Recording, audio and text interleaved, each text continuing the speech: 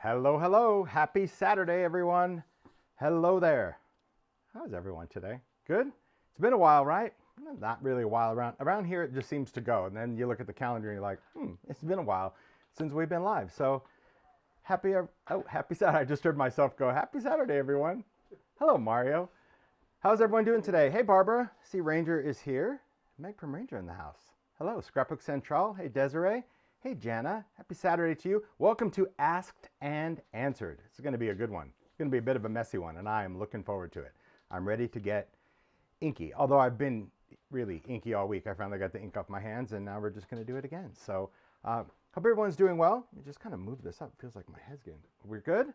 We are great. Perfect, perfect. How is everyone? Good? I see the chat rolling along. That's good.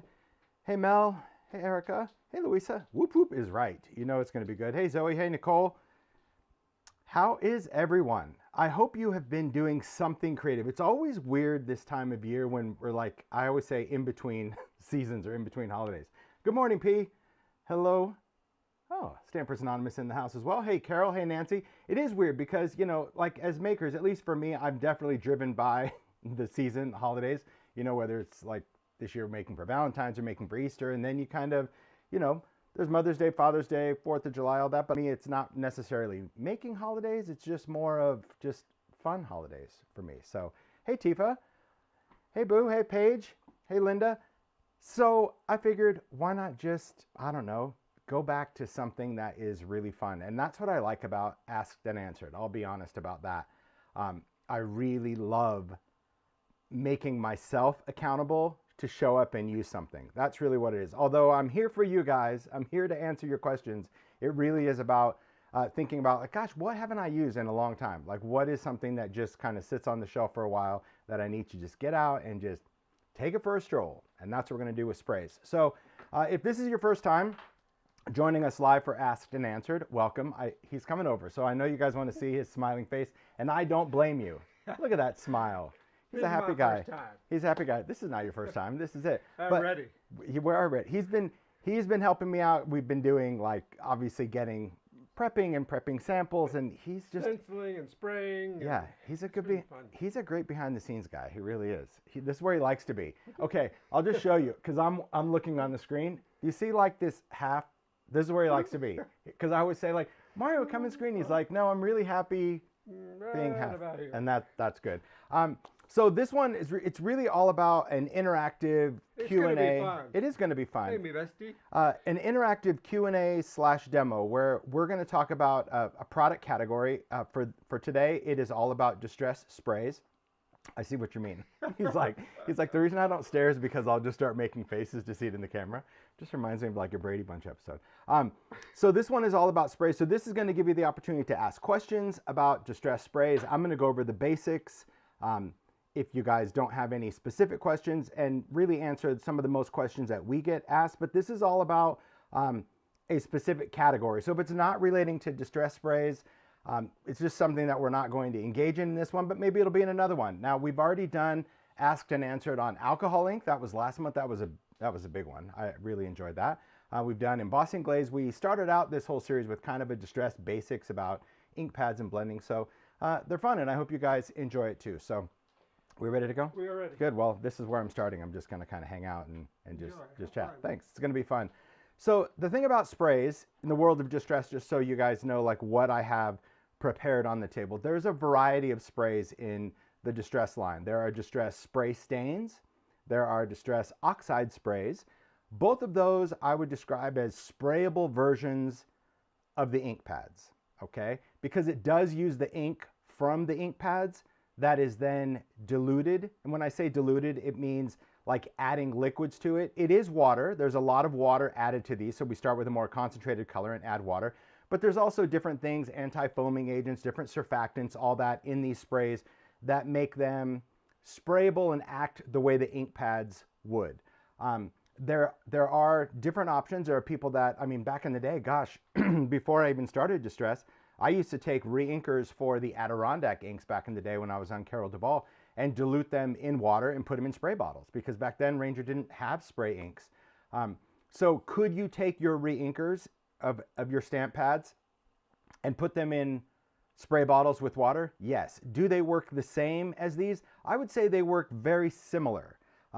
Depending on the concentration that you create, you probably could make something that works almost the same, but economically, for what these products do, you would need less of these sprays than you would if you made it yourself, right? You'd use a lot of your re-inker, which really kind of comes out to buying a spray. I feel that the reactive quality is a little bit more intense with the spray because of these additional additives that the chemists add. But listen, if you're on a budget and you're like, hey, I want to spray and I've got mini misters or spray bottles and I've got re-inkers, can I make my own? Yes, there is no recipe. You kind of have to just figure that out.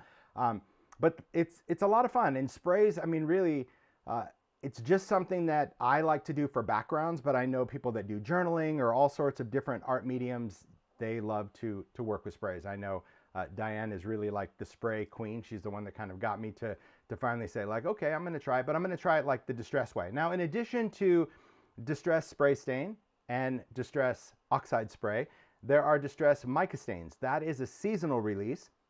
That is something where we essentially took the premise of a distress stain, a sprayable dye ink, and added a mica powder to it. And that's very cool because you're getting the color of ink and you're also getting a color of mica. These have been seasonal, so we launched them for Halloween and Christmas. I think we did that for like about 3 years. We sold them in kits. And then after the kits were retired, they started selling them open stock last year. I did talk to Ranger this week. So they still have stock of the colors, but this year they're not going to go into production with them. So I would just say that if you're starting out your collection, definitely support your retailer, pick these up, because I think they're probably going to take maybe a couple year hiatus on manufacturing more. But it is out there in the marketplace, so don't freak your freak. And I'll get into crayons when we talk about sprays. All of these products are water reactive. That's the world of distress. So none of these sprays are permanent. Okay, they are all designed to be water reactive. I don't talk about sealing because people like to do different things for sealing, but you could do spray fixative over it. Distress Micro-Glaze works over things, so there's a lot of options that way. Now, in addition to spray stains, oxide sprays, and mica stain, we actually have Distress Spritz. That's something that we came to market with last year, I think it was. It's so crazy how time is just... and those are a sprayable mica only. So they're in a clear liquid, so they don't have any colorant like the mica stain. But what's unique about that is the Distress Spritz, the color of that pearl actually coordinates with the Distress palette. So when you see picked raspberry or worn lipstick, that would be the color of mica that coordinates. And it's very cool. There's a lot of videos on that. So if you're new to that, it's really a cool medium because you can use it over your inks, you can use it over your oxides, you can use it with pencils, you can use it with spray. So we're just going to have a good time kind of spraying and playing with backgrounds because I want to talk about how it works with texture paste and different papers and all that. And I've been watching the chat. For the most part, I see Mario, we don't talk about sealing, it's hellos and all that. So I'll go over and just kind of start showing stuff. But again, this is all about, maybe there's not a lot of questions, and that's good. Maybe this will be a really quick asked and answered. Who knows? All right. So let me just bring these into camera view just to kind of show you and talk about that, which I think is good. So when it comes to the products, we're going to also talk about surfaces because the type of paper you use is also going to determine how a product reacts. So these are Distress Spray Stain. Now, back in the day, actually, before sprays, I actually did distress stains in a dabber bottle. You guys remember that? They were kind of a bingo dabber kind of thing. It is the same liquid. So distress stain, which have long been retired in the dabbers, exactly the same as spray stain as far as the liquid. It's just that now they're in a spray bottle, so that's why we've added the word spray. Now, if you have the other ones, can you pop off the top and put on a sprayer? Not a sprayer from Ranger. Most of the time, you have to just kind of decant it because the bottle was more of a dabber bottle and not a spray bottle. So we've got spray stains. Oxide spray. Now these are the spray storage tins. You don't have to put them in storage tins. I always do that just for demo purposes. I have mine in my spinner. But oxide spray, again, you can see sprayable version of Distress Oxide. Then we have these beauties. These would be the seasonal. These are the mica stains. So, and these are really cool. These kind of fit in that multi-tin that you can fit paint dabbers and re-inkers and all that in. So let's take a color of that. Ooh, Wicked Elixir, good choice. So you'll see that those bottles are smaller than what you would get.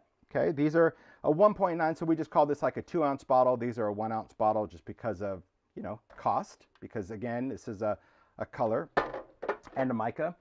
And then of course we have distress Spritz, these beauties. I absolutely love my Spritz. These go in a long tin if you want to store them that way. And of course that Spritz bottle is also different because, well, I like to be different.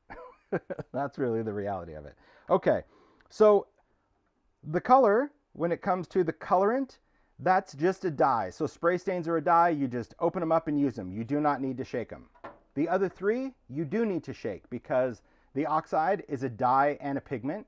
So in the bottle, it would actually separate. Let me see if I can find a color that's a little bit easier to see from the bottle. Maybe this one. You can kind of see the dye and the pigment.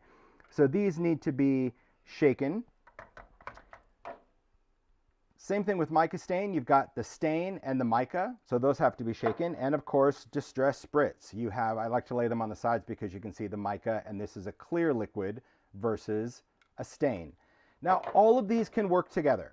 So you can use your stains with your Oxide, stains with Spritz, stains with mica stain, or mix them all up. It's completely up to you. You can also use them with your ink pads. You can use them over the top. You can create backgrounds, all types of things. The shake ones, you do need to shake them up like I mentioned because there is a mixing ball. Now, if you're going to be doing a lot of spraying, my advice is to lay the spray bottles on their sides for a while at first because you can see that when they're upright, the pigment settles to the bottom, so you just have to do a lot more shaking to kind of get those going. The Spritz, because I already had them laying on their sides, you can see that the mica goes along the side of the bottle, and that just allows this to mix up quicker. Now also, depending on where you live, your climate, all of those things, Jenny just asked you distress. I just answered that, Jenny. These do not. This is just a dye. So just the ones that have a pigment in it, these three have to be shaken up.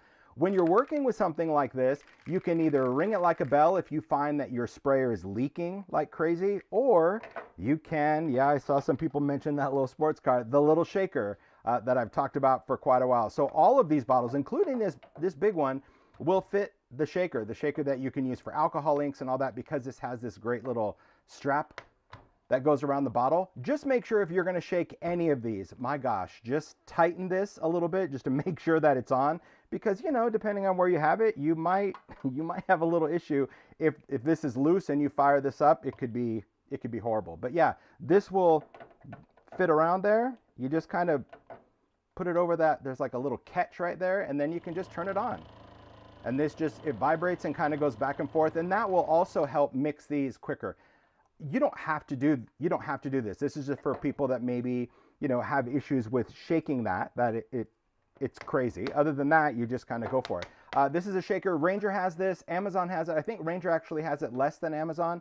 So it's a cool shaker. I think places like Simon Says might have it as well. Just check it out. But it's very cool. I like to use it if I need to use it. Other than that, you just kind of shakety shake. I don't mind if I get liquid up in the collar of that, because when I take it off, I'm going to wipe that anyway when I go to do it. So there you go. Okay. Does spray stain work well on UPO or photo paper? Great question. No. And I'll tell you why. These sprays are designed for porous surfaces. So all of the distress sprays, and so when I talk about sprays, we're talking about stain, Oxide, mica stain, and Spritz. These are designed for porous surfaces just like distress.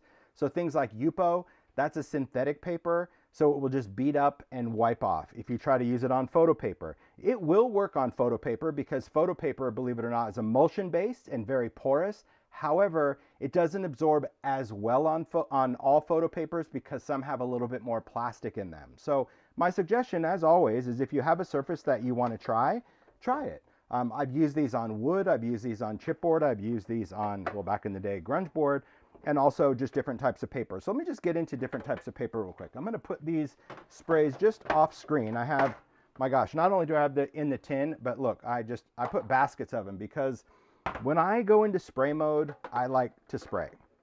Okay. Question, I used spray stains and Oxide on a project and it all went gray. What went wrong? Well, without necessarily knowing what colors you used, like if you used gray, that would probably be one of the things that went wrong. Or because Oxides oxidize, remember, these are all colorants. So if you use a blue with a red with a green, those colors are still going to mix and you could end up with gray.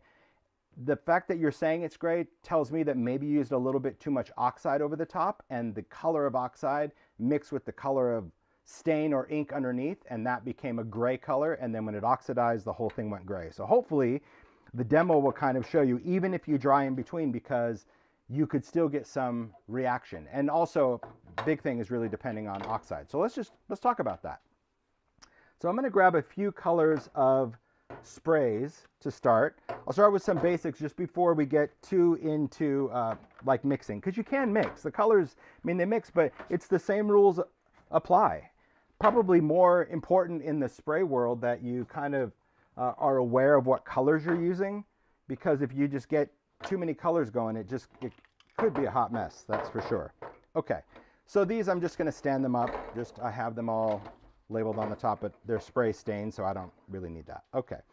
I just saw, yes, spray stains do give great saturation. That's really kind of my favorite thing about sprays, is a little goes a long way. And so if you're doing backgrounds, I do find it more cost-effective, beneficial to go with sprays, because if you're using these colors, these sprays, the nice thing about this is that a little bit goes a long way. You can just kind of spray it and off you go. But let's talk about paper first. So we'll talk about watercolor cardstock. We'll talk about, because I'm using stain, we'll talk about mixed media, heavy stock, which could be like the paper that's in Diane's journal, Dilutions. We'll talk about white heavy stock, which is smooth. This would be close to like a smooth paper that you have, and craft. So these all happen to be distressed surfaces, but you don't have to use distressed surfaces. You can use what you have, what you find, but these are all, it's what I use in pretty much every make that I do, either watercolor or mixed media. I just have the tab folded down, but this is the same as the tag. Craft, because this is 130 pound, and of course white heavy stock, which is smooth. Now, different papers do different things, so that's going to be the most important thing, is to try different surfaces to see how they work. Back in the day when we first did distressed white heavy stock, it was a dream for wet mediums. Now it is not, because we don't actually manufacture the paper. We buy this from a manufacturer who does in fact make it for Ranger. However, they have no way of guaranteeing how it reacts with water, because they don't have that capability. So what's weird is, like, the first year or so of this product, it was like, oh, it's so great with water. Now, when you get it wet, it kind of gets a little bumpy like chicken skin. It settles down a little bit, but it's not ideal, but I still wanted to show you. So let's just talk about the papers, and I'm just going to spray just to show you. This is watercolor, so watercolor, it could be bumpy or smooth. Now you can spray directly on a glass mat. You can do a splatter box. I might do different things different times. Right now I'm just talking about paper, okay? Could you use spray stand on a gel plate? Absolutely. Okay, so this is watercolor. Just sprayed it on, and you can see that the stain sits on the top for a bit, because watercolor paper, well, it's designed for that. It's designed for water and color, allowing that color to float and move and blend before it gets absorbed into the paper. But as it dries, it will in fact get absorbed into the paper. If we go in and talk about smooth, so this is distressed white heavy stock, very close to, say, like a Nina paper that you might have, and I'm just going to spray some spray on there. You're going to see that it already starts to soak in. This is, I mean, probably by the time I'm done talking, all of this color will have soaked into the paper, whereas over here on watercolor, it's still wet, because this paper is really not designed to get wet. That's why it absorbs color very quickly. Watercolor paper designs to be a little bit more fluid. Not saying there's a right or wrong, just needing to understand that if you're like spraying a background and you're like, why can't I get it to blend? Well, chances are it's probably the paper that's not allowing it to blend. We'll do mixed media. This is definitely meant for mixed media, wet things. So I'll spray that. So you can see it's kind of it's a little bit of the best of both worlds. You can see that instead of watercolor paper, you see where watercolor paper got a little, I'm going to say splotchy, you know, like almost little air bubbles. And you see on mixed media, like the ink wants to just feather out. It's pretty cool. It just has to do with the paper. Paper is everything, honestly. Paper is everything. And I'll go back to this just so you don't think I'm like cheating. I could spray it again, and you'll see that even if you spray it again, it's just going to absorb it like a sponge, super fast. It's wild. That's white. And then of course we have craft. Now craft, what you have to remember is depending on the product you use, like for example on a spray stain, this is translucent. So it's still going to show up because blue is going to show up over brown. But if you were doing something like a light pink or something like that, well, that's not really going to work because a light pink and brown is going to look brown. It'll just look like wet brown paper. So keep that in mind. But we can use oxide sprays and different things on that. So that was just kind of a quick little spray stain visual. Let me grab my towel. There we go. There we go. I'm just going to take these. Just going to give a little bit of a dab to that. I'm going to let these dry for a second, just in the air, and then I'll use a heat tool. Because when it comes to sprays, just so you can see like what's still wet and what soaked in right away, paper makes a big deal. Any surface makes a big deal. So definitely try out what you have and just keep working with different surfaces until you find one you're comfortable with getting sprays. Because we're going to do blends, we're going to do all of that, but this is the basic way to like, okay, I get it, I understand. The overspray. Yes, I know in most makers' worlds that the overspray is usable. You can do backgrounds with it, you can throw tags in it, you can press journals in it, you can do all of those things. And yes, when I'm creating for myself, I do that. But for the sake of the demo, I do not. I clean up because I just want to get on to the next topic. So as I do that, just remember people are like, no, don't let that go to waste. Don't. This is all for education purposes only, okay? Because if I spent time just mopping up all of that color, we wouldn't really get far in this demo. I'm working on a glass mat. This is my Tonic Studio mat. This is the one that is white. If you have a media mat that is black, you could work on the white area if you wanted to see the color. And I'm just cleaning with water because all of these are water-based. So you can just do that. If you use stains on a craft mat, the white craft mat that comes with the media mat, stains definitely, well, they stain. They will stain that, but that's okay. It still completely works. Just know that when it comes to working with it. All right, Mario's helping me out.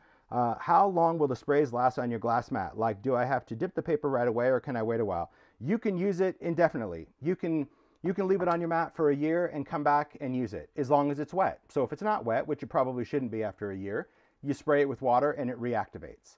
So you have as much time as you want to work on glass, which I think is why most makers like working on glass. I do, because it is a great palette. If I'm using anything water-based, I can add water. That brings it back to life. If I'm doing alcohol ink, I could add alcohol and that brings it back to life. So it is just a great surface to work on. Okay, let's talk about oxide spray. I'm going to grab, let's do pink. Pink will show up well on camera. We'll use a little worn lipstick. Okay. And let's just do the same. Just do the same surface thing while I'm looking at questions and answering. Okay. There's that. Which one am I missing? There you go. Mixed media. Okay. Perfect, perfect. So we'll start here. So oxide, I have to shake, and I'm just really looking at the bottom of the bottle. If you see pigment at the bottom, you want to just keep shaking it. When I'm not using oxide, like let's say I'm doing a lot of different sprays, I'll lay this down just so when I pick it up, I can just give it a quick shake. So even with the top off, so instead of storing them this way, when I do oxide sprays, I just tend to lay them on the table. I did see a question about gesso. Gesso and sprays are really interesting. Some gessos are actually very porous. So when you put a spray over gesso, it will absorb into it and hold the color. Other gessos, I don't know what's in them, but they work as a resist to sprays. So it really, there's not kind of a one answer with that. Some gessos, yes, it will work great over it and absorb. Other gessos will act as a resist, which is also great because it works as a resist. All right, so same thing. Let's start with watercolor cardstock. We're going to do a little shakety shake. We're going to spray that on. So oxide spray, because this is a fusion of dye and pigment, it's kind of like a spray paint, but it's not paint. It's just ink, but it has some really great opaque coverage. So we have watercolor, we have mixed media. So notice, same thing, we have a lot of wet here. This one stays wet a little bit longer than spray stain, not super fast. You can see it's already starting to dry along the edge, but the reason this one takes a little bit longer to dry on a smooth paper than spray stain is because this is dye and pigment. So that formulation is just different. So it takes a little bit longer to dry on the paper. Then of course we have a little mixed media. Spray on that. And then we have craft. And that's really why I wanted to choose pink, because I just talked about how pink spray stain won't work well on craft, but oxide will, because the pigment will sit at the top and give you beautiful colorant. So there again, you can see that even with oxide sprays, what we know about paper still applies, right? Watercolor, it's going to stay wet a little longer. Mixed media, white heavy stock, or just a smooth white paper, it's going to absorb really quick. Mixed media is going to give us a little bit of time, kind of an in-between watercolor and smooth. And then of course craft, it's going to stay a little wet, but our color is also going to stay on the top, which is really good. I see a lot of comments where people, oh, here's the chicken skin. This one's going to show you really good. You see the chicken skin? You see these little tiny bumps? I was going to try to see if the light, there you go. You can see. That's what I mean about this paper. It's very weird. They settle down a bit, but it's a bit alarming. I tried to get it to stay. I thought that'd be cool, but no. Do oxides sprays work well on black? They do, but what you need to keep in mind is that when you work on black, you won't get any of the dye value. So remember, oxide is a fusion of dye and pigment. So even on craft, we're getting a mix of dye and pigment, but on black, you're only going to get pigment, okay? So it won't give you the same value underneath, but yes, it will work on black because it's the pigment that you're seeing, but the dye properties of it will go away. And I see questions like, will it work on specialty? Will it work on this?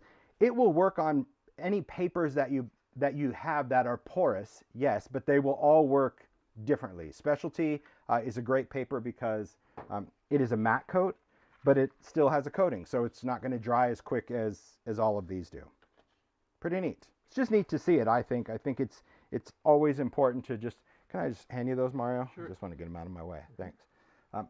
It's always important just to, that's the first thing I would suggest to anyone that's learning an art medium, or maybe you haven't even used an art medium in a while, is just, maybe you don't want to sacrifice a quarter sheet of cardstock. Maybe you just want something smaller. But that's really important, is to play around with different papers, because as you saw just from those four, they all work different. So if you're only trying, and this goes with really with any art medium, not just sprays, it could be paint, it could be ink pads, it could be whatever. But if you don't play around with different papers, you might have a really bad experience with a product, and you're judging the product when all along it's the surface that impacted the outcome of what you were expecting. So let's just do a background and talk about different ways that we can create with it.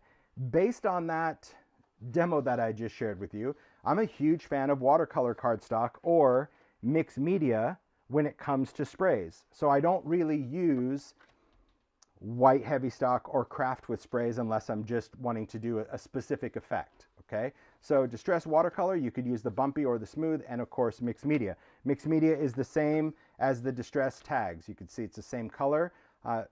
Mixed media is different than a traditional manila tag or from the office store. It's not as yellow, and the surface is completely different. So it is designed to wet, dry, wet, dry, wet, dry, which I love that. Okay. So when it comes to sprays, we have just different ways that we can apply them. If you apply them to dry paper, like I shared at the sampling, you saw that when you spray it, the color goes right into the surface. Okay, if that's what you want, great. I'm a huge fan of just giving the surface a little mist of water. You don't have to hose it down. You can, but you don't have to. Just a little bit of water on that surface, because now when I go in with my colors and I add just like a spray, you can see the colors already starting to react and just do fun things. And I'm just going to do like 3 basic colors just to start. But see how just like as soon as that ink hits, it creates like magic. That's the beauty of distress. And that's also like what I was saying as far as how spray is super reactive, okay? Now, the thing to note, someone just asked about dye and pigment. Dye is a translucent colorant, see-through. Think of it like food coloring. Those are dyes. Pigments are opaque. Think of pigment as like a can of paint or spray paint. So when we talk about dyes are going to be see-through, translucent, where when you overlap colors like pink and yellow, you get orange, and pink and blue, you get purple, and blue and yellow, you get green. If these were pigments just sit on top of each other. Again, like house paint. You know, if you have a wall and you paint over it, the paint covers it. So that's really the difference. Oxide, we have dye and pigment, which makes it just a fun product because it has more opacity than this, but it's not fully opaque because there's also dye in there. So the dye seeps out underneath when you're doing different techniques. So And that applies again to sprays as well as your ink pads. So these were just 3 different colors I sprayed on here, but we can keep going with this. That's the beauty of these. They're reactive with water. So if I add water to this, not only will I start to create droplets, but I can keep going and just reblend this color. See how when I'm just spraying, it's like making the color going crazy. It's also lightening the color. Maybe that's something you want to do. Maybe that's something you don't want to do. I wouldn't do that, but just to show that it is possible, so I can add those colors. What I love about water is that you're getting these crazy effects when you're doing that. That to me is really fun, and I absolutely love when it comes to the bottles. I see a question, what do I do about clogged sprays? Well, it is what it is.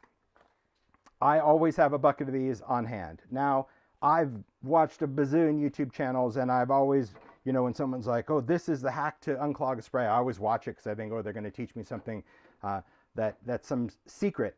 There really is no secret. Sometimes when a sprayer clogs, it rarely will, I would say rarely, because I don't think I've ever experienced a spray stain clogging because it's just dye, it's just fluid.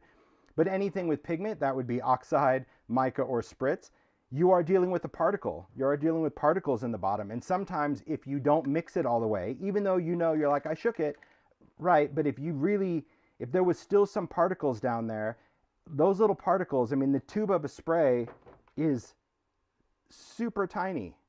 That little tube, that little straw. So if pigment gets sucked up in there, it will clog the sprayer. Or if pigment goes up, but then it doesn't come out of this tiny little pinhole, it can also get clogged up.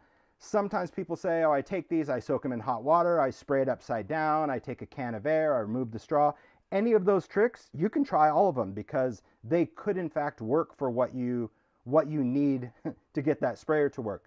But the nice thing is that Ranger does offer replacement sprayers because it could just happen. And especially when I'm working, so like if I have a sprayer that clogs, I will unscrew it and I will throw it in some water because I'm not just going to chuck it. I might be able to save it. Some are savable, some are not. But then I always have a sprayer where I can kind of get back to work. The thing to remember in the spray world is that the replacement sprayers that say spray stain, and I don't know if they still say spray stain or if they just say replacement sprayers, this particular sprayer will work to replace spray stains, oxide spray, and mica stains. It's all the same sprayer. Spritz is the only one that's different. Now, if you only had these, could you put it in a Spritz bottle? Yes. The only difference between these two is really the length of this little tube. Because of the bottle that I chose, these original ones didn't go all the way to the bottom to pick up the ink. And maybe people might like that because they might think, oh, my sprayers are getting kind of stuck in the mud, so maybe I want a shorter one. One thing that I would suggest is don't go in and cut them yourself, because if you look at the end of it, it's got a little V cut. That's done by a machine. I made that mistake of like just, oh, I'll flip the straw over and I'll just cut it myself, and then it was over. I have no idea if this has to do with flow, or I'm not an engineer. But that's what I would suggest, is just having some replacement sprayers handy. That's really the only advice I can give you on that, because it just happens. Even if you're really good about shaking it up, I mean, it happens. You've seen enough lives, you know it happens to me quite frequently. So we'll go back to this one. This one I just kind of let do its thing. And of course, when you let these do their things, they blend like anything would. You're just letting it sit. So I'm gonna leave this one here. I'll go back to this demo and just do more of a controlled spray, just so you can see how you can in fact control the color. Okay, let's go in and just talk about this. Going back, adding some water. We'll go back to these colors. I'll use some other colors besides these 3, but just to compare, because I really didn't finish this demo. Okay, so we've got 3 colors on there. Now, we'll talk about when they're wet, they're going to blend. And obviously, if you let them stay wet, they'll continue to blend. Because it's paper, you'll see, they just want to move across the surface. But if you go in with a heat tool, you can actually do some really cool stuff with it. You can start drying the color and layering it just like we would inks, but you can see that the color saturation it's incredible, okay? This also allows you to play around with what's on your mat. Now, if you're working on glass, it's going to be different than if you're working on a craft sheet. So there you go. Just going to dry that. Yeah, I see some people talk about that it's already clogged. It's always that. Someone says, should you always add water? If you don't add water, you're going to get the spray like how I showed at the beginning of this demo, where if you just spray it into dry paper, it just goes in. So if you like just that spray pattern, stick with it dry. If you want more of this blend, water is what's going to get it to blend on contact. So I'll show you that. So if I just use the same 3 colors, but I don't spray with water, so I haven't done anything to this other than spray it and dry it. Okay. See how intense yellow is? Crazy. Okay. So same, this is watercolor paper as well, and I'll just do the same 3 colors. So we'll do pink, we'll do yellow, and we'll do blue. And I'll dry it. So that's really the big difference, is instead of it flowing and blending on contact, it just kind of stays. Now, if I didn't dry it, could I blend it? Yes. But you'll see that when you blend, it's just going to blend differently. The striations are not going to go into it. So some people like this. So there really isn't there's not a right or wrong. That's the beauty. I'm going to actually work with both of these now, just because I have them going. It's just fun. These are water reactive, so the water is what's going to create magic, but sometimes people just like a spritz of color, just splatter it on and be done. Now I'm using a heat tool to dry. If you don't have a heat tool and you have an embossing gun, that's good for now, but my advice is if you like sprays, if you like different mixed media techniques, paints and inks, get yourself a heat tool. A heat tool is different than an embossing gun. It is the same temperature, heat-wise, as an embossing gun, but it diffuses the heat. So instead of it focusing heat out of a tiny little opening, it's a bigger opening. This is not a hair dryer.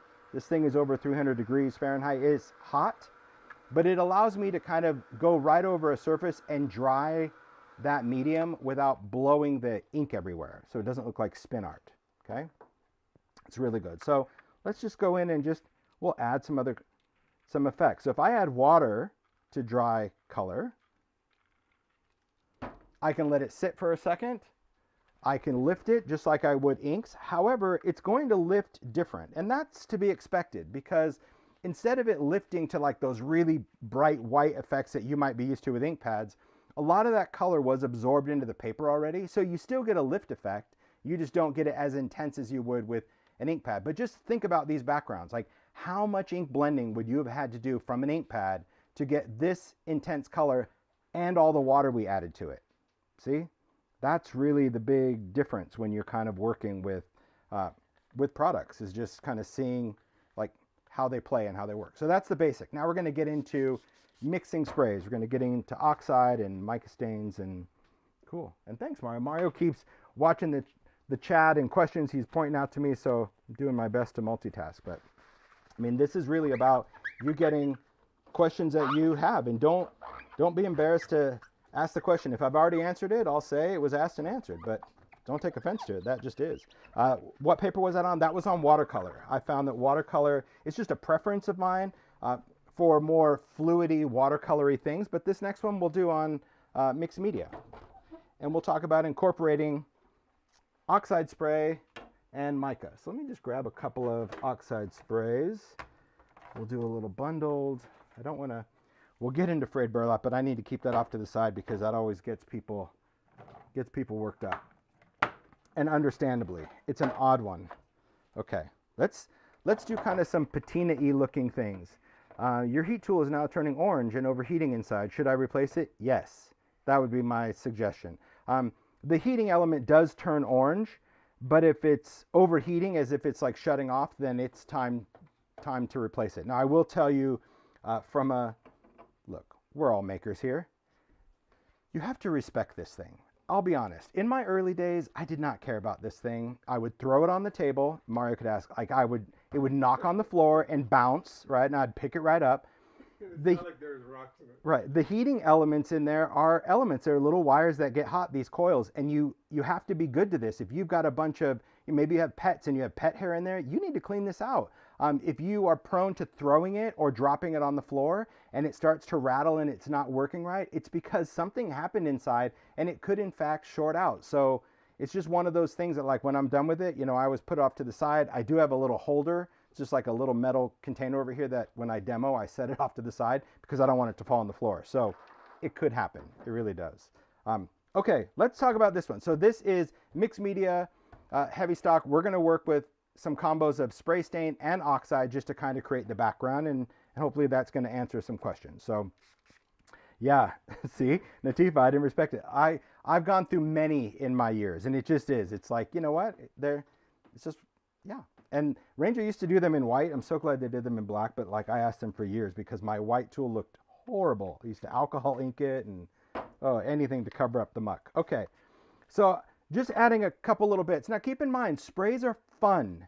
Sprays are designed to spray, so don't think that every time you do it, you've got to hose it down with a bazillion things of color. You don't. Enjoy the process. Enjoy the spray.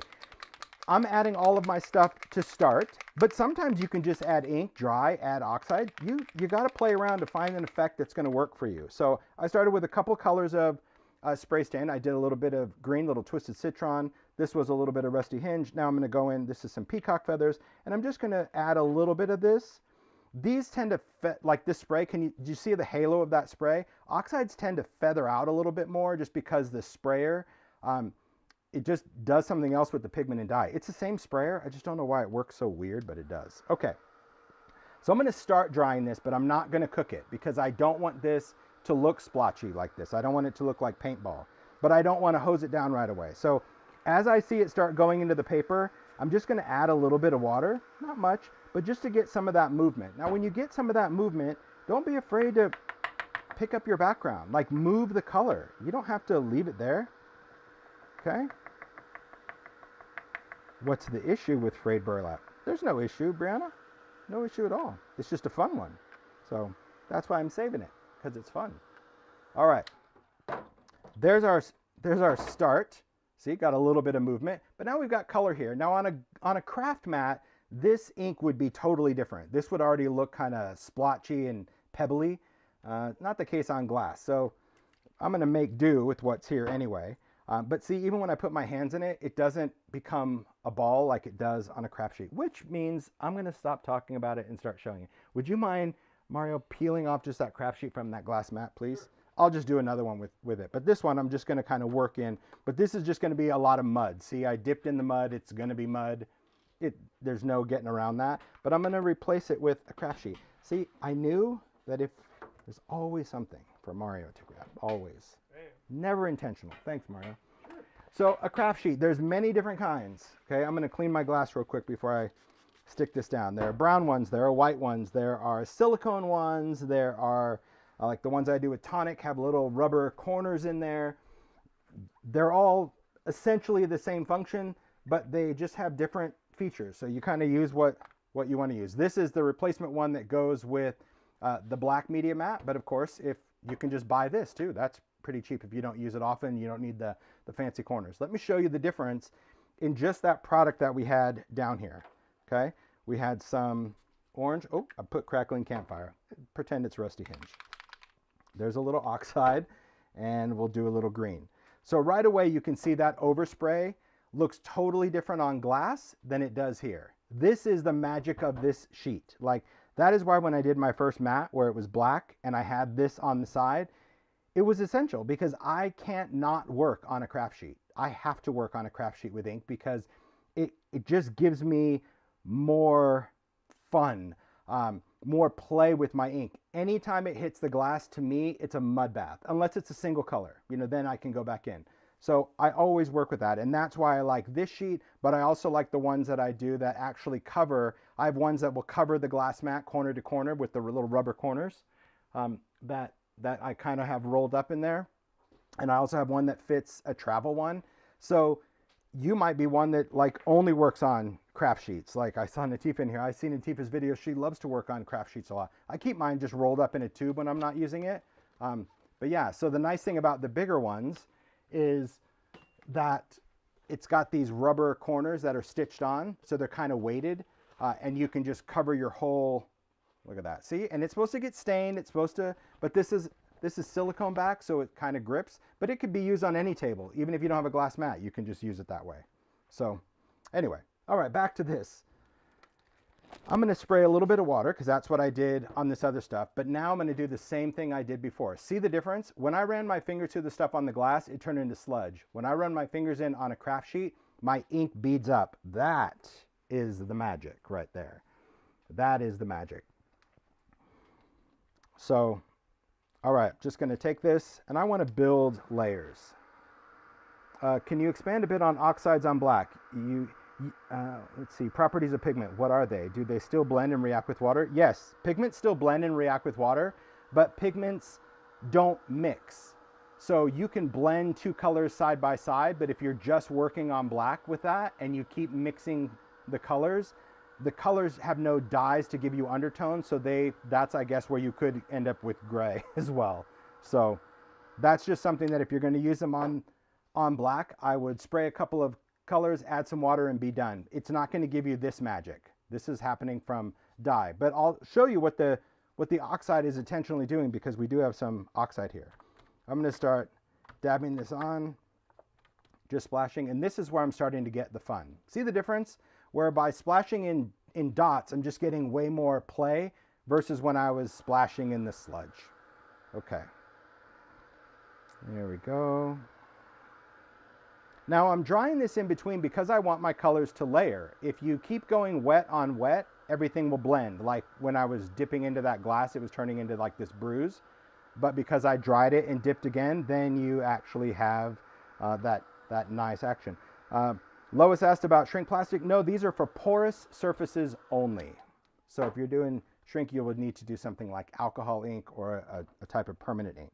All right, so there's another layer. Now let's play around with some oxide, okay? Because to me, I think I have enough colorant. So this intensity, that was when I sprayed a little bit of crackling campfire. That's why this is much more reddish orange than this one, which was rusty hinge. But because I want to add some more pigment, so you see this blue, see how it's looking chalky? That's because, remember, our bluish tone was an oxide spray. So that's why it's actually dominating what it sits on. And this is where you'll learn to understand when to work with oxides and when to work with stains when creating a background. Because oxides, because of the pigment will always dominate dye. That means pigment will always sit on top of the dye. So let's do a light one. Let me see if I can find, there we go. Let's take cracked pistachio. Cracked pistachio is going to be great for this patina background. So this is cracked pistachio oxide spray. We're going to put it over the top so you can see how it sits over this. Okay. Now I could spray it. I could add a stencil, but I don't want to risk. I mean, you saw when I sprayed it before. I don't want to risk covering it. So another thing about sprays is just because it's a spray doesn't mean you always have to spray it directly onto your paper. You can still just use a spray and spray it down on a mat. Okay. And you're like, well, gosh, I have an ink pad to do that. Great. Then do it with an ink pad. It's all the same. We're just going to add a little bit of water and just kind of break that up. But I want to use these droplets. I didn't want that spray pattern. I wanted these drops to go in, and we're going to add that over our background. See? This is where you really appreciate that pigment property. So I'm going to dry it. Do you have to heat dry it? No, you can let things air dry, but if you're layering a background, it does take a while because the spray is providing a significant amount of moisture. But I love how the oxide, see how it sits right on top of that? And see that kind of milky look? Maybe that was the gray someone was referring to at the beginning. That's what oxides do. They oxidize. That's the oxidation from getting wet. So remember, I added water to this, which started the oxidation of the background. Okay, I'm going to add just a few more. And I want to add some big drips to this too. We're going to add some spritz. We're going to do all sorts of stuff to this background. Like, why not? Okay. So we'll talk about the water reactiveness, because that was the question at the beginning of this live as well. Are they water reactive? Even though we've dried it and we've added that, heck yeah, they always are. So that means if I touch it, is it going to come off? No. Water reactive means getting it wet. Now, people, especially in our paper craft community that are mailing, like everyone's worried about their cards or whatever getting wet. If that happens, I think you have way more to worry about than your background. It's your paper is going to look like lasagna, all of that. So I really wouldn't worry about your mail getting wet too often and the need to seal. I just don't find the need to seal things. So I added a lot of water back there. I dried it for a second, and I'm taking a paper towel, something porous, to lift off those droplets to create this whiter effect. See, it's just adding character to this. It's pretty cool.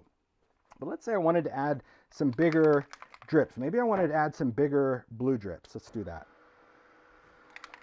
Okay. Yeah, I agree. Carolyn, if I had like one of those little convection ovens, you know, from like Little Caesars or something, I would love to be able to like put my background in an oven like Quiznos, get it out the other side so I can just keep working on another one. Wouldn't that be fun? Just having some sort of, yeah, little conveyor oven for makers. Wouldn't have to be that big. I just put it over here. I can work on another background. It comes out dry. Yeah, it's like a heat tunnel. Like Ranger has a heat tunnel. That's what I need. Okay.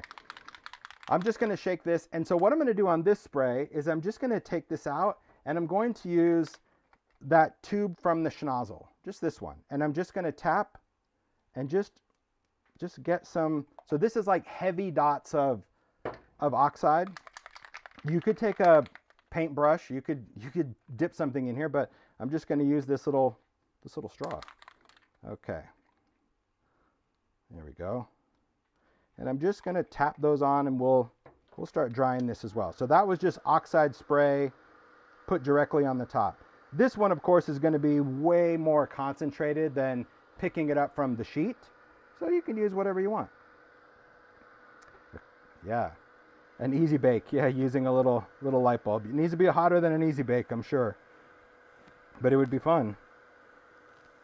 That would be great. All right, so I'm just drying this just so you can see the difference when I hold it up, because we're here to play.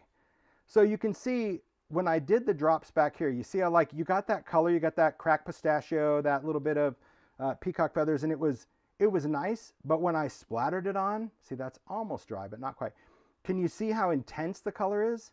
So that's a fun effect as well, that even if you've done all those layers, but you want something in the background to come to the top, flick it on. You know, again, if you don't want to use a little schnozzle tube, you can take a paintbrush or whatever it is that you want to do. But let's add a little bit of shine to this. This is where Spritz come in. Spritz to me, I would say, it's my opinion, this is only the opinion of Tim, it's probably my most used product now when I'm doing backgrounds, because it's very subtle. Unfortunately, in the social media world, most of the time you don't see it because it is the hardest thing to photograph. But I absolutely love it because I can use it over sprays and pencils and inks and all that just to give a little bit of shine. I think when these first came out, a lot of people maybe confused these with a mica stain, right? Which is stain and color. These don't have any color in the liquid. It's just a clear liquid. All you're putting on is the pearl. So it is designed to be spritzed. That's why I didn't call it a stain or even a spray, because it's not really meant to spray on and completely saturate a background with spritz, just because the binders in here aren't meant for that. It is meant to just spritz onto a project. And so I thought, you know, having these little bottles were really perfect. Okay, let's go in. Let's add a little bit of crackling campfire spritz. That's going to give us a color, and then we'll even add a little salvage patina spritz. So for mine, do I store them in the tins? I actually do. I don't have mine in the spinner because my spinner spins, and these things are like little bowling pins. See, they do that. But when I'm not using these, I actually have the tin sitting upright. So I kind of have them in like a bookshelf, like with my stamps. So I just have them upright, and then when I go to use them, I lay them down. Could you store them on their sides? Yes. But I just, like, I wouldn't sleep well at night. Oh, I want salvage patina. Knowing that I have a spray bottle on its side overnight, because it could leak. Anything could happen. Okay, spritz. Let's get going with these. So again, we've got our pearl. See, that's on the side. There it is on the side. I did a lot of weird things with these. I mean, I know Meg is in the chat. Meg is here for Ranger, and she's the one that does all the labeling, packaging. She is just the guru, so shout out to Meg. But like even this, typically when we do product, you see how we do label to label. It's just how it's done in the Ranger world, you know, on all the products. But when it came to spritz, I'm like, I want an intentional gap. And it was like, what? Why? Why do you want an intentional gap? Because you need to see that, well, first of all, how much you have, but you really need to make sure it's mixed up. And if it's not mixed up, you're going to have a problem. You are. Thanks, Meg. She said, I love working with you, but I'm very particular. She knows that. Okay. How are they over pattern paper? Spritz is great over pattern paper. It's just gonna, and if you check out the Spritz video, I actually shared it over some ideology paper. It's really, really cool. Are they coming out with more colors because the tin hold 12 and I have 18? Oh, well, you got some catching up to do. 2, 4, 6, 8, 10, 12, because I believe there are 36. So there's enough to fill 3 tins of the palette of Distress Spritz. So go for it. So yes, in your case, there are new colors that you don't have, but there's no plans for new colors right now. But yes. All right, so we got Shakety Shake. So for Spritz, same thing. We can spritz it on. We can use the schnozzle and tap it on. We can take a brush. You do whatever you want to do, okay? So for this, I'm going to keep my distance on this one because I want stuff to go on the bottom. So for Spritz, I'm actually doing like quick little bursts from a distance because, see, I want some of that Spritz just to fall over the top. All right, when I'm done, I have a little container of water off to the side. I run this through the water, see, to kind of rinse that out. And then I put the cap on while it's wet. I learned that trick from Dina. It's helped me a lot. I wouldn't say it's foolproof. I mean, I've had some still clog no matter what I've done, but it's made a big difference that I just dip it in water and put the cap on while it's wet, and it seems to just keep some moisture in there. But again, you do you. Okay. Ooh, I do love a little salvage patina. There we go. Rinse, repeat. Okay. So pop these back in the tins because that's how I roll. Now we're going to dry these. The thing about Spritz, you don't really see it till you dry it. So sometimes you'll spray it over something and you're like, oh, I don't think it worked. And then you do it again. You're like, I don't think it worked. And then it's a mess. So 36 colors and I have 2. That's all right. 2 is better than none because at least you can see, you know, is it a medium you use? If you don't use it, but then there is that argument of like, if I had more, would I use it more? That's the maker mindset, right? I know it. I would say that tomorrow. He's like, when was the last time you used this? I'm like, because I don't have all the colors. But if I had them all, I would use them more. This is how it is. This is how it is. All right. There we go. So you can see, I mean, you see that shine that just happens in your background? That's from the Spritz. But what I like is that the Spritz doesn't take over the background. It just adds and accentuates. And because they come in the same colors as Distress, I love that I can use like crackling campfire over the background. And so that's what's giving me like that coppery effect. Isn't that great? I know they look wet. Like when you see it in the camera, you're like, oh, it's still wet. No, they're dry. It's wild. So good. Okay. So this, yeah. Could you pick this up? I mean, I suppose you could. Like I said, with everything, you could pick that up, but you know, I don't. Not to start. All right. So let's talk about mica stains real quick. I seem pretty caught up on the chat. I'll always kind of circle back. I have no agenda other than I'd like to just still talk about products and explain the differences.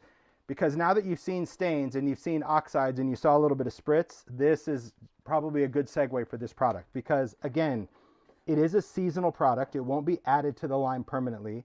I did talk to Ranger. They, you know, just with everything going on, can't blame them. They're just going to take this year off from manufacturing it, but they have stock. So if you're a store, you can still stock up for the season. They're available open stock. You can find them online, but even though they have seasonal names, these were all inspired by the Distress palette. And what was fun about creating these is that we did use the Distress palette to create them. Shout out to Kathy at Ranger. We had just good time like picking colors. And of course, Brian, well, everyone at Ranger, but it was like, okay, if we put like seedless preserves with a little bit of wilted violet, like, oh, it's going to create fortune teller, right? Because it's just got a blend of color, and the mica actually stains in this. So I always thought along back in the early videos that mica stains had a specific color of pigment, and it's a little different. Teresa said, my Spritz seems to wipe off. I've tried different colors. I would just try different papers. I would try maybe heat drying it, and I would try like, even if you're doing like this small amount, it shouldn't rub. I mean, my hands are stained, so I'm trying to find a clean spot. There we go. We use the palm of my hand.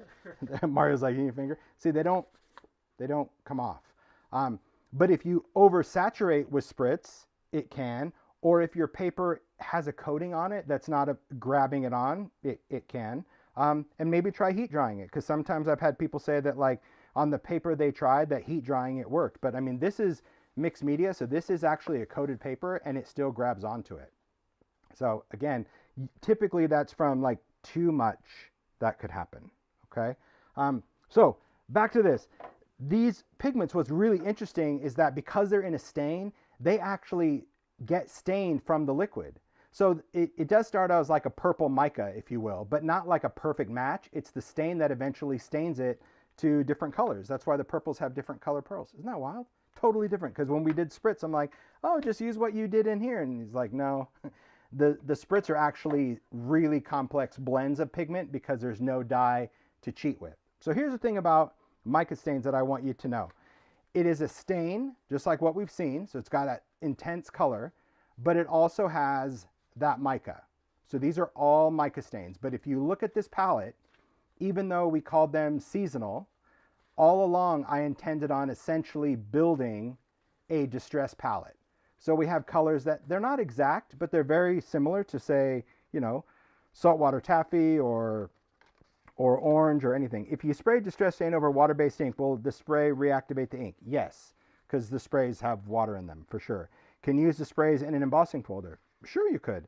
They would bead up in the plastic, but they would squish out and do some cool effects and then just rinse them off because they're water-based. Yeah, great questions. So these colors, although seasonal, they're just part of the mix. So you can spray them, but probably one of my favorites is just like watercoloring with them. And I know a lot of people love watercolor, you like metallic watercolors.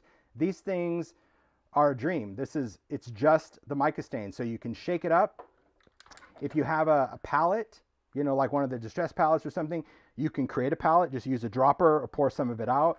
Or if you're just doing a card, you can actually spray some of these out and pick up a brush and paint with them. But I love just how shimmery these are and how saturated they are with color, because I think that like that's a beautiful looking medium, okay? And I also think that it's important to remember, let's see, put these back here, put this here, that any kind of medium has multiple uses. I think that that's really good. How would they behave as a watercolor on black paper? Well, it would behave very similar. Let's pick this up. Depends on your black paper, but I will shake it up. I'm going to fire it up over here in the mixer, just because mica stains, they have mica, but it just sits different. So, all right. All right. Have I used the sprays on canvas? I have not used the sprays on canvas. I don't do a lot on canvas, but you could give it a shot. I would just say you have to make sure that your canvas is super porous, and most canvases are treated with the gesso. And like I said, some gesso, the ink works beautifully, and others it does not. But you know, if you're drying it and you're not putting something over it, it would certainly sit on the surface, but if it gets touched, it'll be a hot mess. So this one's Cocktail Party. So just so you can see the color of Cocktail Party on white, this is going to be Cocktail Party. So it's a really bright pink stain and a pink pearl. So now we'll just talk about how it is on black. So just spray some right there. Let's pick up a paintbrush, dip it in some water. You said watercolor with it. Okay. So the downside is that the stain property, the colorant, you aren't able to utilize on black, because remember, dyes are what? Translucent. We see through them. So those are your colors on black and white, and I'll dry them. There we go. Yes, that mixer is available, and you see it's super fast. Like, you know, when I first did it, I did it after I had heart surgery. I couldn't shake a bottle, so we found that because I just, you know, Mario was the shaker. And then I, you know, Googled, and they're like, oh, I think it was for like nail polish and for model paint. But yeah, it works great. That particular one is my favorite. I've tried the Vortex mixer, not a fan of that. You know, where you have to like push the bottle in there. Didn't like it. Okay, so there's your answer right there. So for watercolor, remember, if it's a dye, watercolors are all pigment. So when you have watercolor paints, those are pigment based. Mica stain is a stain. That means stain is like the stain, and these stains are translucent. So you'll get the mica on the black, but you won't get the mica and the color. All right? Cool. Okay, I like these. That's what Asked and Answered is all about. It's really, when you understand the properties of stuff, it should help you even navigate your other art mediums. But let's talk real quick, because that's a great segue to this. I'll talk about this. It's gonna make some people angry, and you know what? It is what it is. So Just do your best to contain yourself, all right? Let's behave. Because anytime I talk about this, people just lose their heads a little bit. Okay. There is a product that we came out with when we launched Mica stains. These were seasonal. These did not come back last year and will never come back, ever come back, okay? And these are distressed crayons that work in this, that are the seasonal palette. So they're called distressed crayons. They don't have any special other word attached to it other than the color name. So if you're familiar with the seasonal palette, all of the seasonal palette are this type of crayon. This crayon is different than the other distressed crayons because this is a pearl crayon. So this is a crayon that goes on, but it also has that shine in it, which is really cool. These were just very complex, very costly. So Ranger we decided last year, like, done. So there are some out in the marketplace. Get them. If you love them, get more than one set, because when they're gone, they're gone. They were just too expensive and complex to manufacture. The cool thing about these, though, crayons are pigment, all pigment. So now we've got pigment and mica. So for that watercolor question, imagine if this was black. This happens to be craft, but you'll get the idea. The color is going to not only show up, but also have that pearl visibility. Now these are just colored directly on there, but these are water reactive. So let me see, here we go. These are those crayons watercolored. So even when you watercolor, you get that subtle sheen to them. So it was just a great product. They were a lot of fun. I keep mine separate because yes, the cap is pearly, but if you don't know the seasonal palette by name and you pick up a color thinking like, oh, this is, you know, tree lot. It happens to be tree lot mica. I meant rustic wilderness because it looks like it. If this was rustic wilderness in the distress line and you thought it was that crayon, but you color it and you see that it's pearl, you're like, oh wait, that's tree lot. I keep these separate just because I know these are my pearl crayons. I have them. I have a backup of them. I just think they're magical. But Simon has them. oh, well, Most of the pearl crayons still available. that's great, because I know a lot of people stocked up last year when Ranger made the announcement they weren't coming back. Yeah, that's just something to just keep in mind. I always like to tell people, and I mean, I made a joke of it at the beginning, because whenever I tell people it's going away, everyone just gets all like upset and mad and no, and I'm like, just some things just don't make sense. Some things just, you know, they're expensive, they're challenging to manufacture, they don't sell quick enough. All of those things apply to product life cycle. This is just on black, just so you can kind of see just how those crayons work, even the light colors. And they're shiny right from go, but you can smudge them. I mean, you can do all sorts of stuff. It's just fun. But these are the same colors as the mica stain. I know we're into sprays, but I had them here because it gave me the opportunity I just keep them all together with the palette. Okay, let's keep going. Am I doing okay on questions? Good. Let's talk about textures. Let's just talk about textures, because sprays are great for backgrounds, but we've already talked about just doing backgrounds. We've talked about what you can do with different things.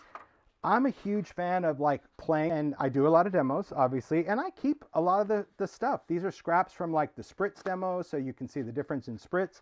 If you want to learn more about things, go to my YouTube channel, or my blog. The YouTube video is embedded there, and you can learn about it. But like this was showing like Spritz and not Spritz of all the colors and how it doesn't react and stuff. But I love different backgrounds, even if it's a little snippet of stuff.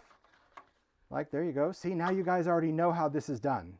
Should I remind you? This is the same as this demo that I did. It's exactly the same. See the weird properties? The only difference is my colors in the background were brown and orange and red, but I still added my little splatter, just like I did here. That one, I don't know, maybe it's cracked pistachio, but it also might be, I don't know, ice spruce.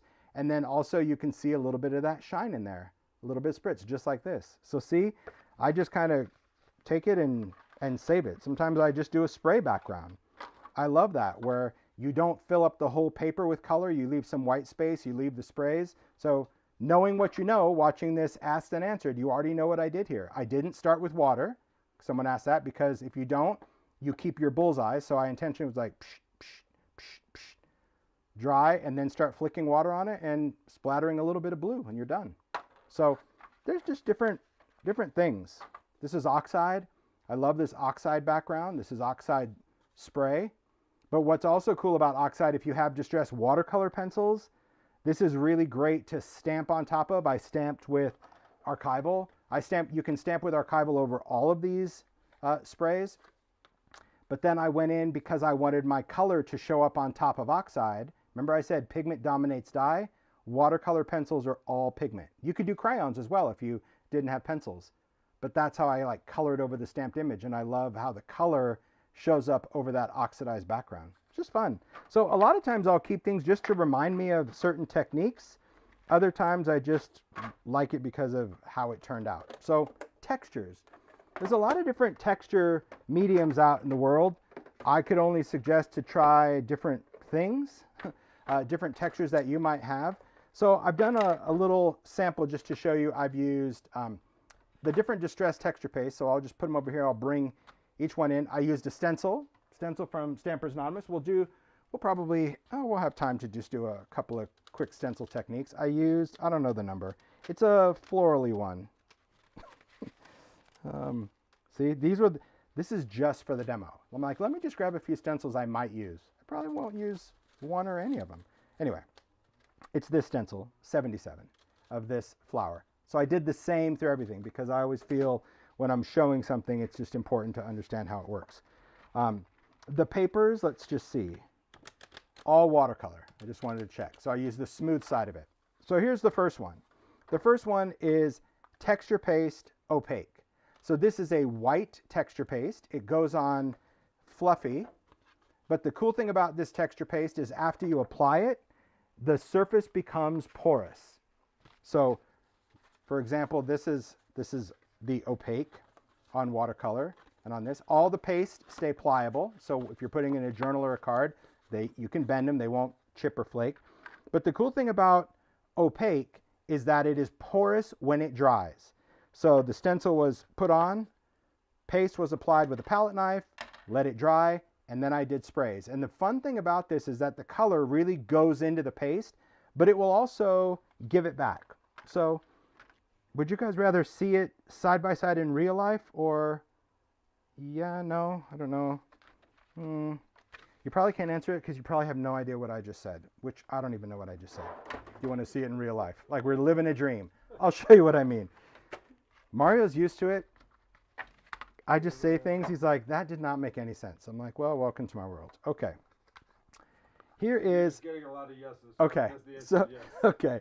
So this is how the texture paste starts. It's fluffy, kind of goes on like marshmallow. When you start getting down to the bottom of your jar, just like this, with mine, even if you're doing the rubber band trick like I'm doing, if I find that it's getting a little crusty, I always just spray a little bit of water in there before I put the lid on, and then I put the rubber band on. We're in Arizona. It's starting to get really warm and dry here, so that's just another trick.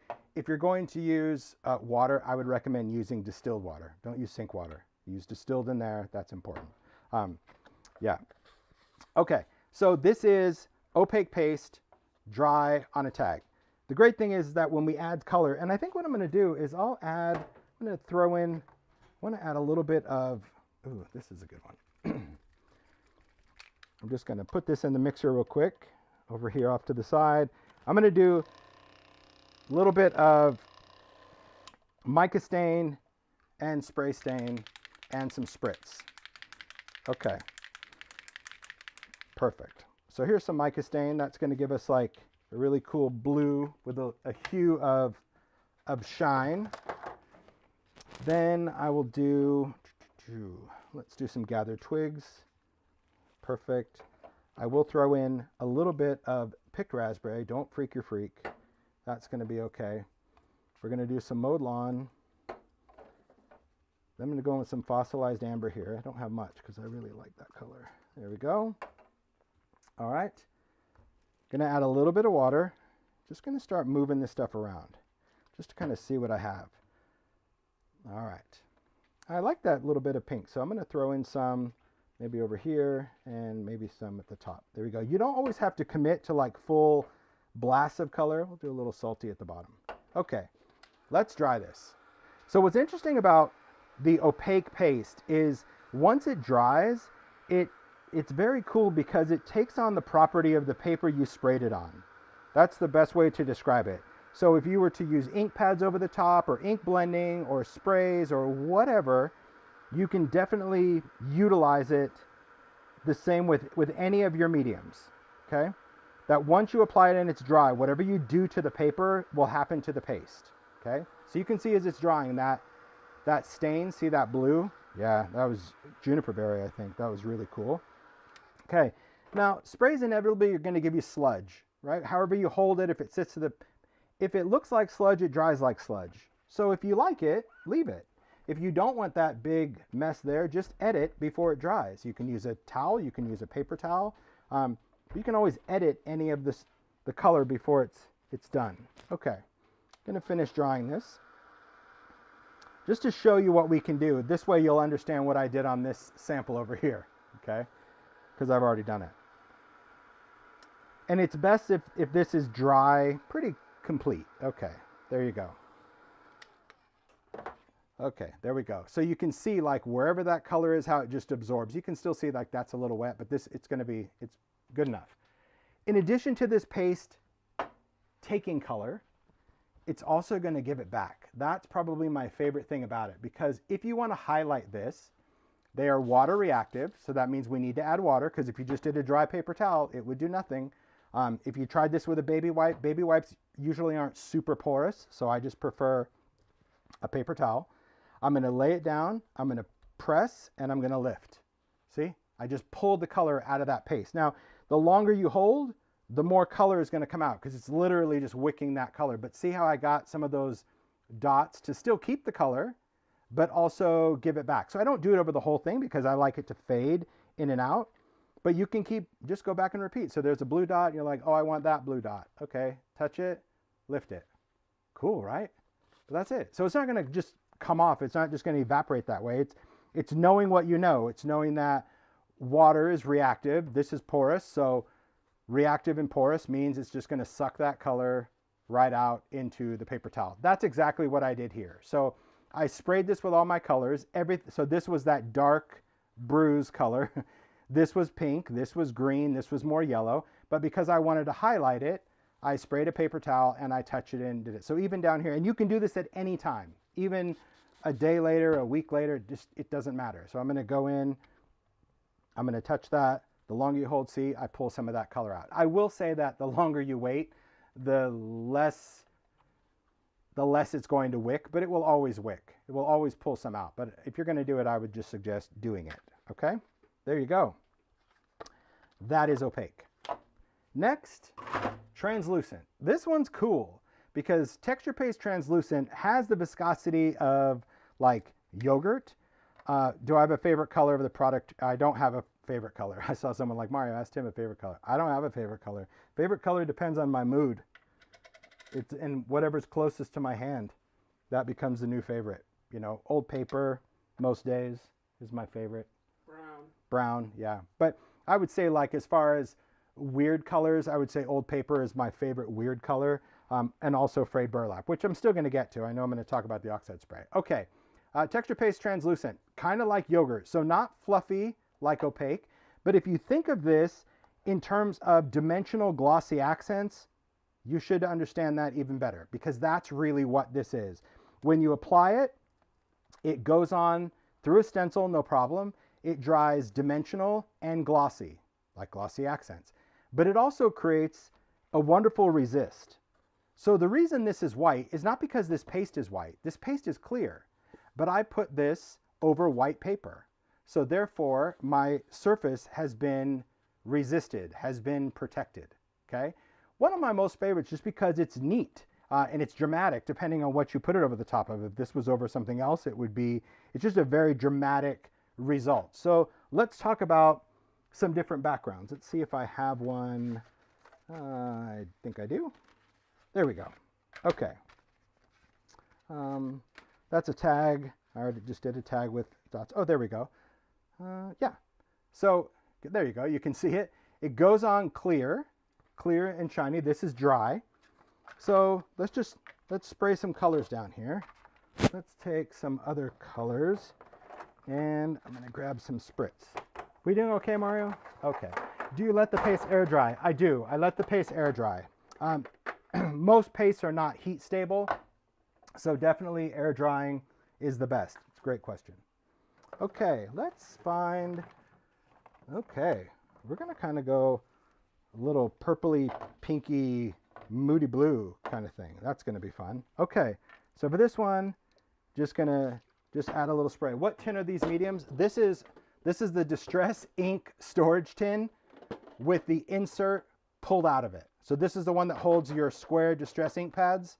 I just popped this out because I think it's freaking perfect for holding these. Now, keep in mind, you know, there's room for them to toss around. You have that extra top, but that's where I put like palette knives and all that. Just, it's convenient, but it's not meant for that. So don't think it's going to be some, you know, airtight kind of thing. It's a little Tumbleina going on there. Okay, spray stain. Gonna add some. Woo, gosh, look at that color. Holy moly, that seedless preserves. That's magic. And add a little bit of pink there. Then we're gonna take some evergreen bough. Evergreen bough is like this bluish green. I don't know. It's like a mood swing. Sometimes it, you know, sometimes it's like happy blues, greens, and sometimes it just gets moody. I just threw a little bit of salty ocean on there just because. Then I'm going to add some water because I want my colors to move, but not hosing it down. Just, you know, use your water. Say like, see how I'm using it like just for splatter? Like use it just to control the color a little bit. See, it creates that beautiful reaction, but I'm not like hosing it down. Then I'm going to shiggity shake off most of the sludge. Because see, I love that striation of color. That's what I want for this one. All right. And yes, I know, I told you at the beginning, every time I see this color here, if this was just me, I would have tags and paper and just using up that ink. I wouldn't be mopping it up. But for the sake of the demo, we need to move on. Okay, we're gonna dry this. Now, when we dry this, you can let this air dry. If you let it air dry, you're actually gonna get way more blend. But I like to just use a heat tool. I think that's totally gonna work. Okay. So while this is kind of moving, I'm gonna spritz this one because I want it to kind of integrate with the color a little bit and also sit on the top. So spritz could be used while it's wet to kind of mix in, or it could be used dry as a top coat, like we did when we splattered it. So here I just want to put a little bit down like where that purple is and just have it kind of mix in with the purple. And let me go in and do a little bit of blue. So I'm going to take a little bit of peacock feathers as well. So I put some purple spritz in with the purple while it's wet, and I'm going to do a little peacock feathers in that blue area. There we go. So there again, it didn't do anything, like it didn't change the color, which it shouldn't, so that's a good thing. But when this dries, we should get some shine because remember, this was just a mix of spray stains. So could you have said, well, Tim, I have mica stains, so could I just do this with mica stain and skip the spritz? Yeah. Will it look the same? Similar. Close enough, probably. Okay. So we're almost there. Ooh, gosh, that looks good. Okay. So here's the thing to note about this one. Just going to dab it. This paste resists the ink. It is a clear paste. So remember, it started out clear. But when you dry the ink will dry on it. Okay? But it won't dry permanent. It'll just dry on it. Which means if you like these little drips, you can leave them on there. That's totally fine. Someone just asked about translucent paste absorb color when wet. You can mix color into it when it's wet, but it won't. I mean, it would pull in some of the color, but it's not going to be porous like opaque. But you could tint translucent paste. You could just use a re-inker and do that. Just be careful because it does get a little slimy. But yes, you can add color, and you can do wet on wet. You can put that paste over a wet ink, and it will wick in some of the color. Any of the mediums will do that for sure. Okay. So if you don't like these drips, I mean, I like it because it kind of looks batik-ish. Isn't that cool? So if I add a little bit of water to the paper towel and I just swipe over this, I can remove those dots and really get a strong resist. So it just depends. Do you like the batik look, which I happen to like, or the really clean look? Totally up to you. There's no right or wrong. Just know that you can either leave the dry stain there or you can wipe it off even further if you want. Okay? Love that. So there we go. Perfect. I have a hard time I have a hard time getting my sprays to go where I want. Any tips? No tips on aiming. Maybe a splat box would kind of help, or just kind of play with the motion. So I think that's good. All right, Mario, you trying to show me something? Yeah. Let's see. Do I need to go back? What do you got? I don't know where it went now. Okay, well, that's all right. We're gonna keep. Let's see.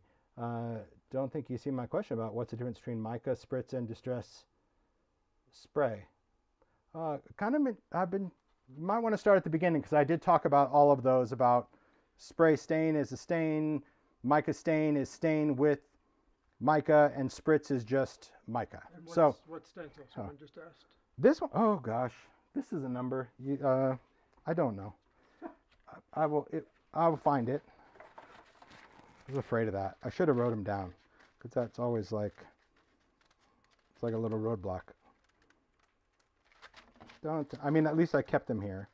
This one is number 142. No, there's two very similar ones. This one does not have the flower. This is 142. This one's 142. But I did, there's another one. I'll just show you. I haven't sprayed it, but I used it. Maybe I have it. Oh, here you go. It's a cool one too. Look at this one. So that one is 141. So 141 is like more of a flower, and 142 is kind of paisley-ish. They look very similar, but they're also quite unique. They're really cool. Okay, nice. I like this. Okay, so here's our finished one. So you can see how that spritz now is more fluid in there. So I love that about Distress Spritz, is that I can just add another color of pearl into a mix of colors. So again, like, you know, when I said, could you do this with mica stain? Yes, but it would all be shiny, because that's what mica stain does. But here, see how like the spritz kind of floats over the top of the stain, so you still get some areas that aren't shiny. That's why I like to use spritz in with stains and inks, because it just adds another layer. There you go. That's what I'm trying to say. Okay, perfect. So we could add some water to this. We can dab some of it off. See, create those little speckles. They're not as intense because I use a soft cloth. Okay, so let me kind of get you to where I'm trying to go with this, and why this particular paste could be very, very cool. Okay, what you could do is actually utilize this paste in a totally unique way. Okay, which is like utilizing texture paste with an image to create something really fun, really remarkable, magical. Let's even just do something rainbow and colorful with this, just so you kind of get the idea on this one. So let's just we're going to go with spray stains, just because I want to create a play, and we're just going to go across. Let's get this going. I'm really low on, I got to have another yellow in here. Did I bring another? Of course I didn't. No, why would you? Maybe mustard. Oh, there we go. Maybe mustard seed. Oh my gosh. Oh, here we go. I have it right here. Thanks, Mario. Oh, sure. He's like, I didn't get it, but you're welcome. Let's do a little mode. There we go. Let's do a little bit of blue. There we go. And let's finish it with a little purple, because we can. Okay. There we are. Simple. Off we go. Now we're going to dry this. So remember, this is translucent. There we go. Just drying, just right now, just to kind of keep things from just pouring everywhere. It's not totally dry in the paper yet, and it's certainly not dry on top of that. But I'm just going to pick this up. So again, could this have been mica stain? Yes. Could you add spritz? Yes. If you would have done this with oxide, you're dealing with the pigment, so that oxide is going to cover it. So that's going to be the mess. So Everyone wants to know how you stain. I'm going to tell you. Okay. I'm going to tell them how to do. But first, watch, then ask. There we go. I'll show you, and then you'll know. Now I'm just going to take that off while it's wet. So remember before where I talked about drying and then wetting the paper towel and then going in? If you stop halfway, see how like that's not totally dry? You can get the majority of that stain off of that paste, and then you're kind of left with a little in between. You could still go back and wipe that off. That's fine. But now we're going to dry that. Okay. I know that glass mat, that rainbow glass mat was really pretty. All right. So I'm just going to dry this. And now I'm going to add a little bit of water, just because I want to add some interest. And that's also going to add water over that texture. So that's going to allow me to remove that color even more. See any of that overspray? So that's why, like, if you know you're going to be adding water, that's going to kind of give you the option of this. So I see the question, how was this done? Right, Mario? How did you do it? It's actually quite easy when you think of it. Yeah, because even Mario's like, what are you doing? Like, there we go. What I did is I used this stencil, a circle-y stencil, but it could be anything, but I would suggest something with openings. So like, it wouldn't be good on stencils that are this closed, okay? But it could be something big. So this is the stencil I used. I used stencil number 37, which are these jaggedy, because I like the jaggedy edge, but you get the idea. So this is a big stencil, and I laid the stencil down. Here, let me just take it off the ring. I don't need to fight with this. There we go. There we are. Started with a piece of watercolor paper. Placed the stencil down. Taped it so it didn't move. Then I took a stamp set, this, took archival ink, and I stamped through my stencil. So I was just taking all these little bits of images and stamping. Stamp, stamp. So like if I hold this up and you see the image, I stamped probably 20, 30 times, just different parts and pieces. Now, the reason I did this, because you might be thinking, ooh, wait a minute, I got a great stamp for that. I can do Hodgepodge. This sounds good in theory. However, it's very hard to get this whole stamp to go underneath this layer. Because remember, you know, when you stamp, it's all about making contact, correct? But if you're going on a full thing, it's really hard to get the stamp to go against the edge of the circle. So in this instance, smaller stamps are better. So let's say you have a little dictionary stamp. Well, stamp it and then ink it and stamp it this way and stamp it this way. So I was taking these images and stamping them horizontal, vertical, whatever. Then when I was done stamping, I took off the stencil, okay? Or you could leave it there. I mean, I didn't take it off. That would be lying. Let's just tell you how I really did it, because I cheat. I just kept the stencil there and took my towel and I wiped it. The thing to remember though is you have archival over the stencil, and when you rub it, you're going to get a little bit of that ink to kind of gray your circles, but you don't notice it. So you don't really notice that the circles are super gray, but they are. They're not as white as the paper. If you don't want lightly gray circles, then you'd want to clean the stencil, okay? But I wipe it. Then, once that's done, I took my translucent paste, palette knife, over the top, let it dry, and that essentially sealed all of those circles as if they were something. Just creates a cool effect.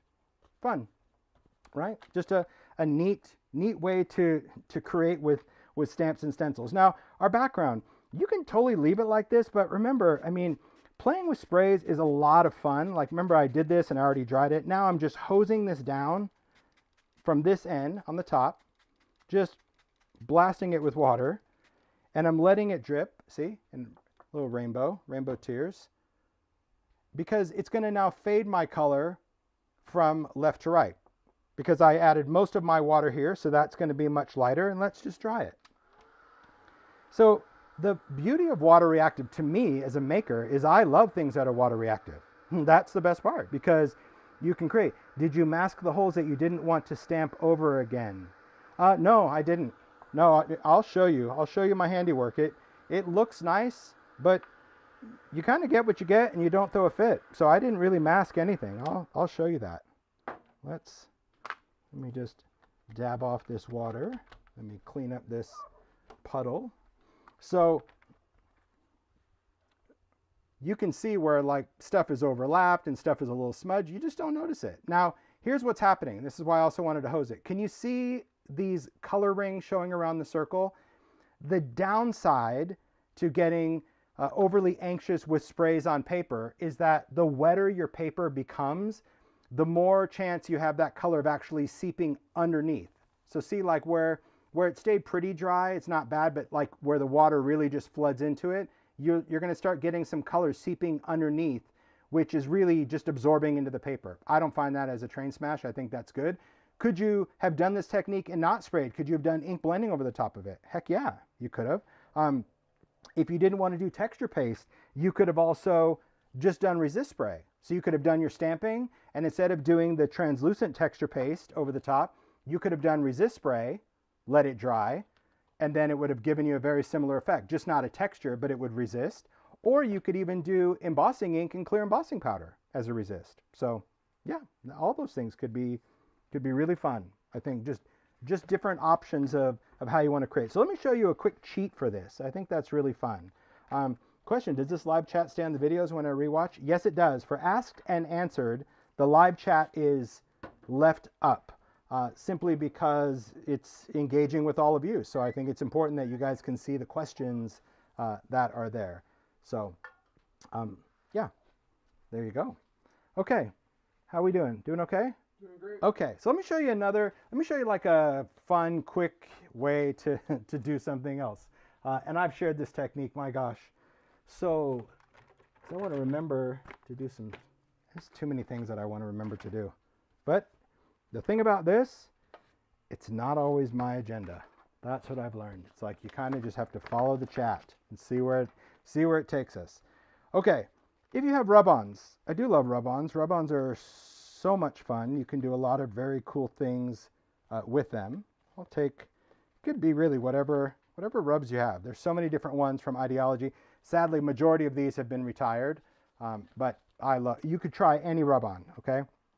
What you would do is you would start with a dry piece of paper. So this happens to be a mixed media tag. It could be whatever you want.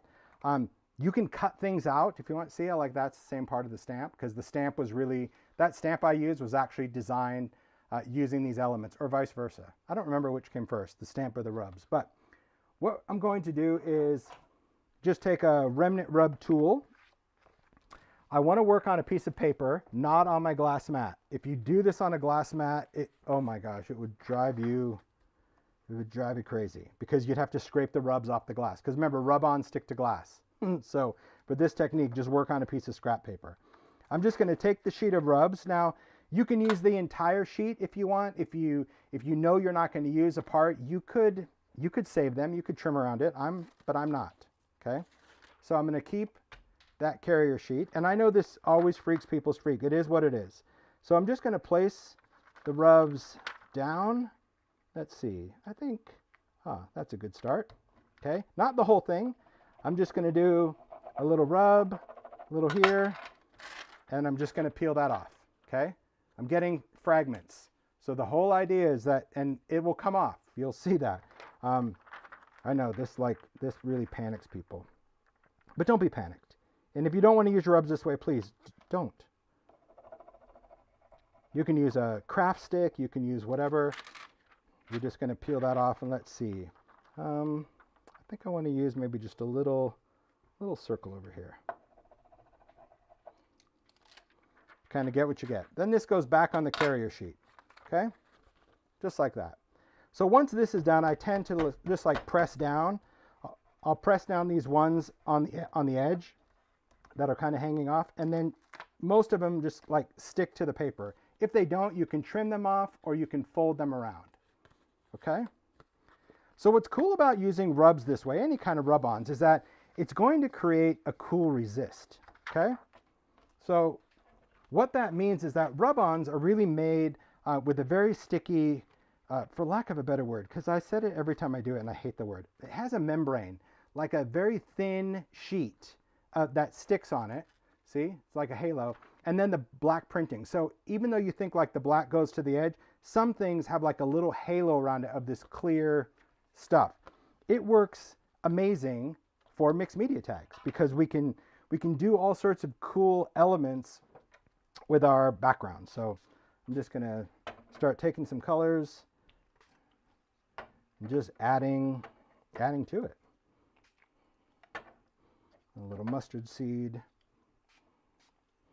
adding a little brown, little gathered twigs, just because I want some brown. We'll go into a little bit more blue there. Okay, gonna add just a little bit of water and we're gonna dry it. Okay. Again, just kind of picking this up, getting a little movement here. Tap, tap. And we're drying it. Now, as it goes, I'll just show you, because you see this like green lake going on. I'm not a fan of that, so I'm going to edit. I mean, the thing to remember as a maker, edit as you go. If you don't like something, just stop. Go back. You can, I mean, it's still got green in there, but I'm like, oh, you know what? I've got like this green lagoon taking over, so I'm going to just put a little bit more pink in there. I also feel like here, I like this little splatter part that's going on, so I'm going to embrace the space here. So I'm just going to kind of leave it. But this way I was able to introduce some pink that kind of create. So, all right. So now I'm just adding this. All right. Then I'm going to add some water over the top because I want to, you know, create those same splatters that I've been doing on backgrounds. The water is just an option. Now, you know, it's water-based. You don't have to add water. You just do what you want to do. And you don't always have to blot the water off. In this case, I'm not, because I just wanted to create some movement, but I don't want to create all these little white areas. Okay. Yeah, those white holiday rub-ons were beautiful. Yep, they were cool. All right, drying this. So here's what you're like seeing happen right before your eyes. Yes, the rub-ons act as a resist. Are the rub-ons heat stable? You're seeing it. Are the rub-ons waterproof? You're seeing it.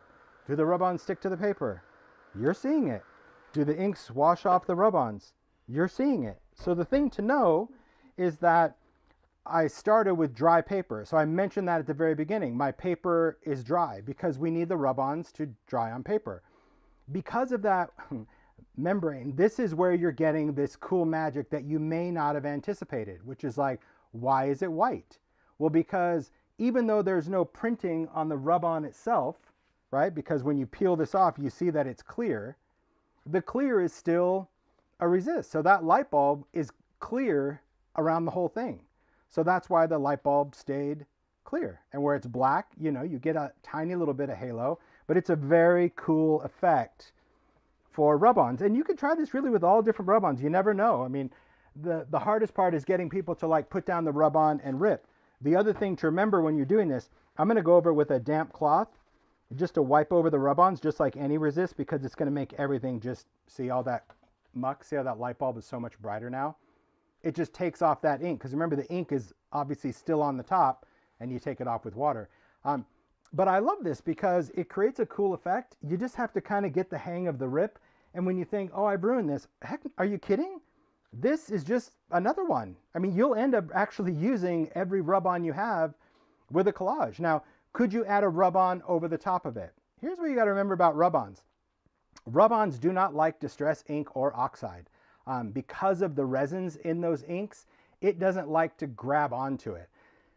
If you were ever going to put rub-ons on top of an inked background, you would need to make sure that you have dried that background as well as you possibly could. You maybe let it sit overnight, and then maybe you would be successful transferring rub-ons to a distressed background. It's just one of those things. But I love using it this way. And then, you know, the other great thing is you could still stamp on it. Let me see if I have any, I don't know, any cool stamps. I say cool, I think they're all cool, but like, so let's just say I wanted to add some other numbers going across, or maybe it was a face or whatever. You could still stamp on it. Oh, snap. I don't have a stamping block. Mario, would you mind grabbing me a stamping block? Sure. It's in that top drawer, the third wire bin over. See, I don't necessarily need one, but I'm going to take one because, oh, that's giant. Thanks. Oop. Pen down. Thank you. Perfect. All right, just going to use a grid block. You don't have to use a block, but I just feel better using a block because I want really good pressure. Okay, archival ink. Tap, tap, tap. I love black soot because black soot's going to be really black. So I'm just going to go across. And again, this could have been a face. Like I think when I first did this, I used like Mona Lisa stamp, which was so cool. But see how you could then add other elements? And you could, I mean, you could take the same stamp and just add. But what's nice about this is that it's just going to give you a different intensity than your rubs. So that's the other nice thing about using your rubs in a collage is that, and if you ever want like a lighter version of the same color, just swipe instead of tap, and that's going to See, that's going to make those numbers lighter than that, even though it wasn't a second generation. That makes sense? Remember, this one was tap, tap, tap. That was second generation. I didn't have enough ink for a third, but I wanted another second, so I swiped my ink instead of tap. But yeah, so you can use your stamps and your rubs together. Just pretty cool. All right. Okay. Fun. There we are. Moving on. So we just have different ways of like creating collage effects with sprays. All right. How are we doing, Mario? Doing okay? Okay, let me see if there was anything else. Well, let's just talk about stamping with stains now that I have some stamps out, just because. Well, let's see, what do I want to stamp with? This is a good one. So I'll just bring in my whole stack. I just brought in a stack of stuff just so you can see where my brain is. Hodgepodge is a great stamp for stamping collage backgrounds. It's probably one of my favorites because when you're doing inky backgrounds and you have sprays and you have all sorts of stuff where you really don't have anything that works, how will sprays work over microglaze? Oh, good question. Let me circle back. I'll put those stamps off to the side. We'll talk about microglaze. Distress microglaze is a water. I didn't even get through all of these. See how distracted I get? I love it. I love this about Asked and Answered. Distress microglaze is designed to seal water-based mediums like Distress stain. It completely changes oxide. It removes the oxidation, and it's not really good over Spritz or Mica stain because it also doesn't like the pearlescent. It just seems to kind of take that away. But let's see what I have. Let's see. Okay, well, I put that away by mistake. There we go. We got a couple backgrounds. So let's say you had something, a background that you had done, and because this was our kind of green patina-ish background, you could seal this with microglaze. So you could just rub this over the top, but the microglaze, not only is it going to seal it if you wanted to seal it, but I use microglaze more as like a resist thing, if you will. That's when I use microglaze. I always find that it's a cooler thing if you just use it as an art medium versus a sealant. So let me see if I have a stencil that I could use it for. That's not good. See, not everything is good for everything. That's, I think, the weirdest thing. I'll just use some dots. I think that'll be okay. Yeah, I can do that. It won't be super boring. Okay, I gotta go over here, reach down, find my little trash can. I keep little things in the trash can. There we go. You can use a mini blending tool, but I like to use a tiny blending tool for this. Okay. And I'm going to use, you can use this stencil. Let's see, do I have something with numbers or writing or, there's some plus signs. I have so many things off to the side, you guys. I'm using the dots. You can take a little bit of microglaze. This is the stuff that you can apply with your finger. It's kind of like Vaseline or Carmex, but it does make a great sealant. But I'm just going to put it onto the glass. I'm going to take that tiny tool and just kind of work that into the foam. It's kind of slippery, just weird. And then I'm just going to go through this stencil.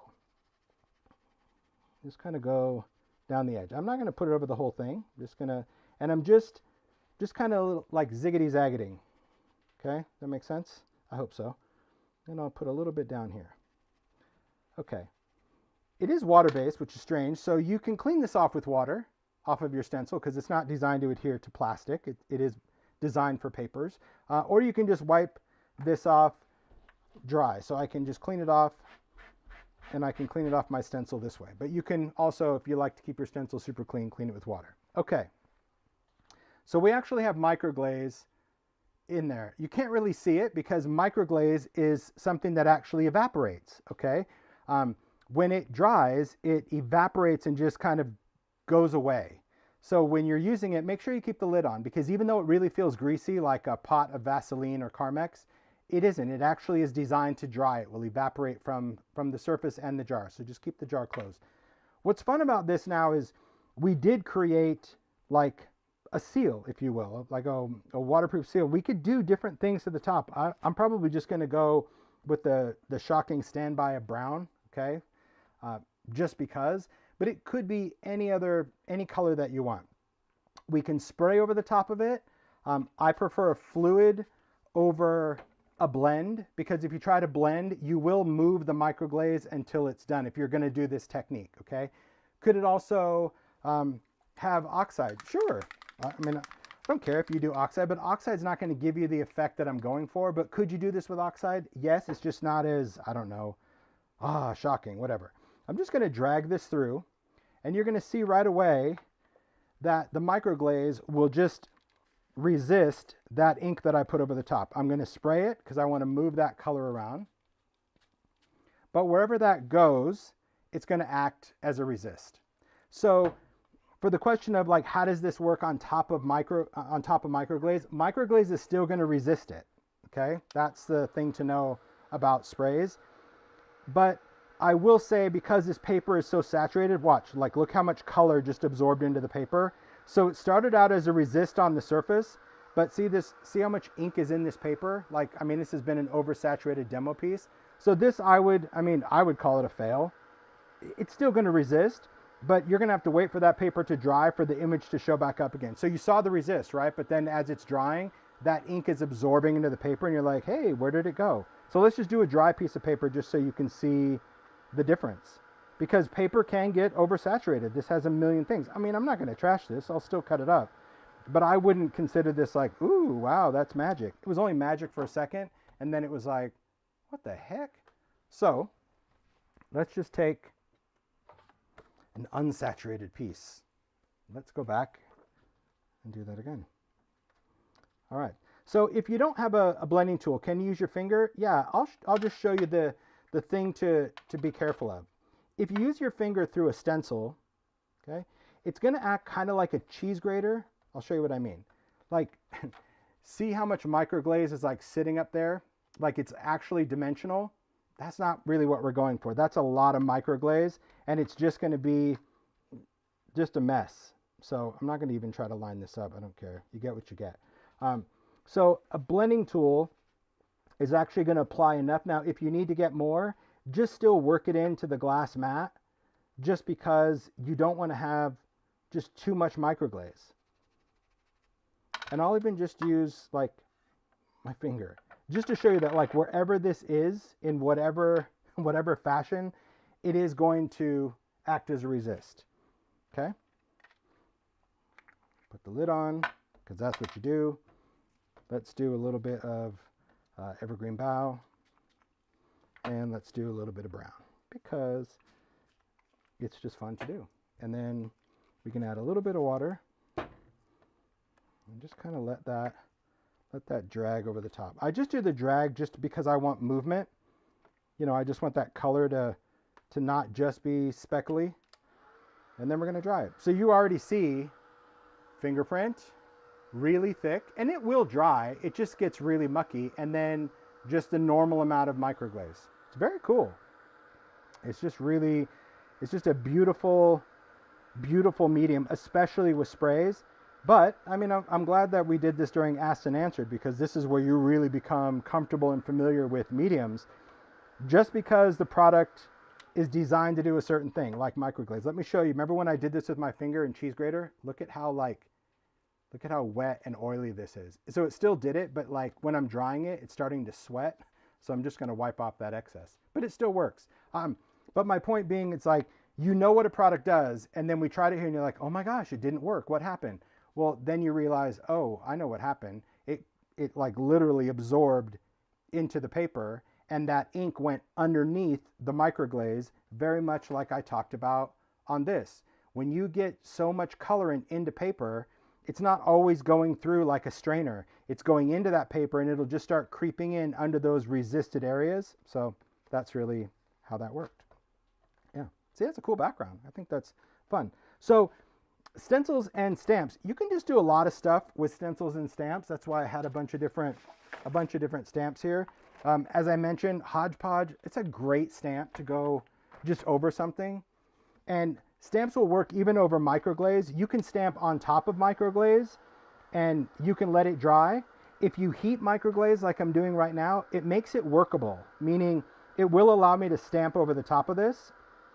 as long as I heat it. If I let it air dry, it would not. Okay? So I'm just going to dry that, and I'm going to wipe this off. Okay, let's take Hodgepodge. So Hodgepodge, this is one big stamp, but it's just my favorite. A shout out to the team at Stampers Anonymous for letting me do this, because it's such a cool stamp to use. I just use it on the carrier sheet. Okay, so you can use it, you can peel it off, you can put it in a stamping tool. I just kind of use it this way, or again, you can just use it as a rubber sheet. Let's just do that, just because I already did. All right, I'm going to take this, place this down. Let's take some archival. I'll just put a little bit here. There we go. Let's take Hodgepodge and let's just go here. Okay, perfect. Just stamp. And that's just going to start adding imagery. I love the collageness of this stamp set. So go down here. And I'm also intentionally making a hot mess just to show you about stamps. See? It's always a purpose or reason. Okay, so I've got this ink. Let's go here. Let's go this way because I think we can do that. There we go.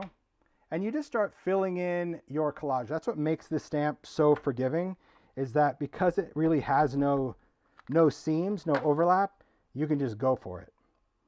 We always need, like I've always just talked about, like a fill in the blanker. So see that? Which is why I thought it would be the perfect stamp for this. I was just trying this and I couldn't get it in the circles. It was just making really just an outrageous mess. Okay, let's stamp a fish. So that's the other fun thing about this. You look and you're like, ooh, there's a fish, there's a seahorse, there's so much random. Now, all I'm going to do, see this little landing space right there? It's brown. That's where I'm going to try to target the fish. So I'd think okay, fish, maybe here. Okay, great. A little push, a fish and a mustache, and there we go. Fish in the spot. So, Hodgepodge, really cool. Because I used my stamp on this mat, you see how dirty this mat was? This is the thing to remember whenever you do any kind of stamps, and that would be rubber stamps, clear stamps. If you use your stamps in a messy way, like I just did, I like it, meaning you just threw it down on the glass, that ink that was down here just transferred to this cling foam. That just means that if you try to put it back on the carrier sheet, it probably wouldn't stick.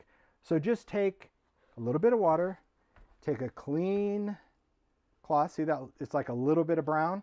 Didn't take much ink, but it was enough ink that would make this stamp not stick to the carrier sheet. And vice versa, if your carrier sheet was laying in ink and your carrier sheet isn't clean, just clean it. Just clean it with water.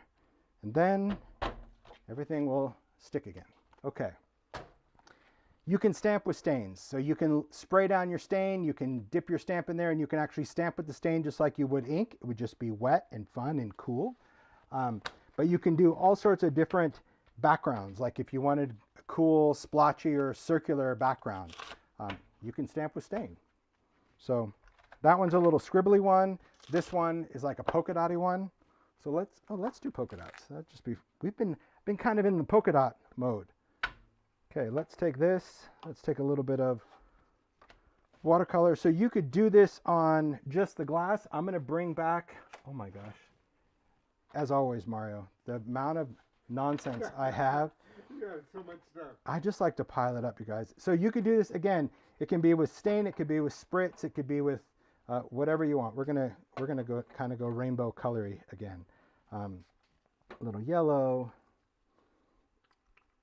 The reason I use a lot of color in a demo, because I've seen a couple comments of like, wow, he's going bright like rainbow. I am definitely still in that brown grunge world, but I'm also very much aware that not everybody is. But I also think that like seeing the full potential of a product, just you need to show it. You need to show it vividly. Okay, would you mind grabbing me another grid block, please? Sorry, Mario. I'm sorry. That big one that you handed me initially, and I was like, I don't need it. Well, I guess I need it. Thanks. Thank you. Sure. That one will work. Just stick it onto a block. The reason I want to is just I want some sort of grips. I love grid blocks because they're super thin and they come in a bunch of different sizes and you can get stuff bigger than a stamp. So with this, I'm just going to tap, tap, tap. So this like became my ink pad, and that's why I chose a craft sheet, because you've already seen, if you've been watching this, that if I sprayed all those colors directly on glass, they would become a pool, right? A pool of color.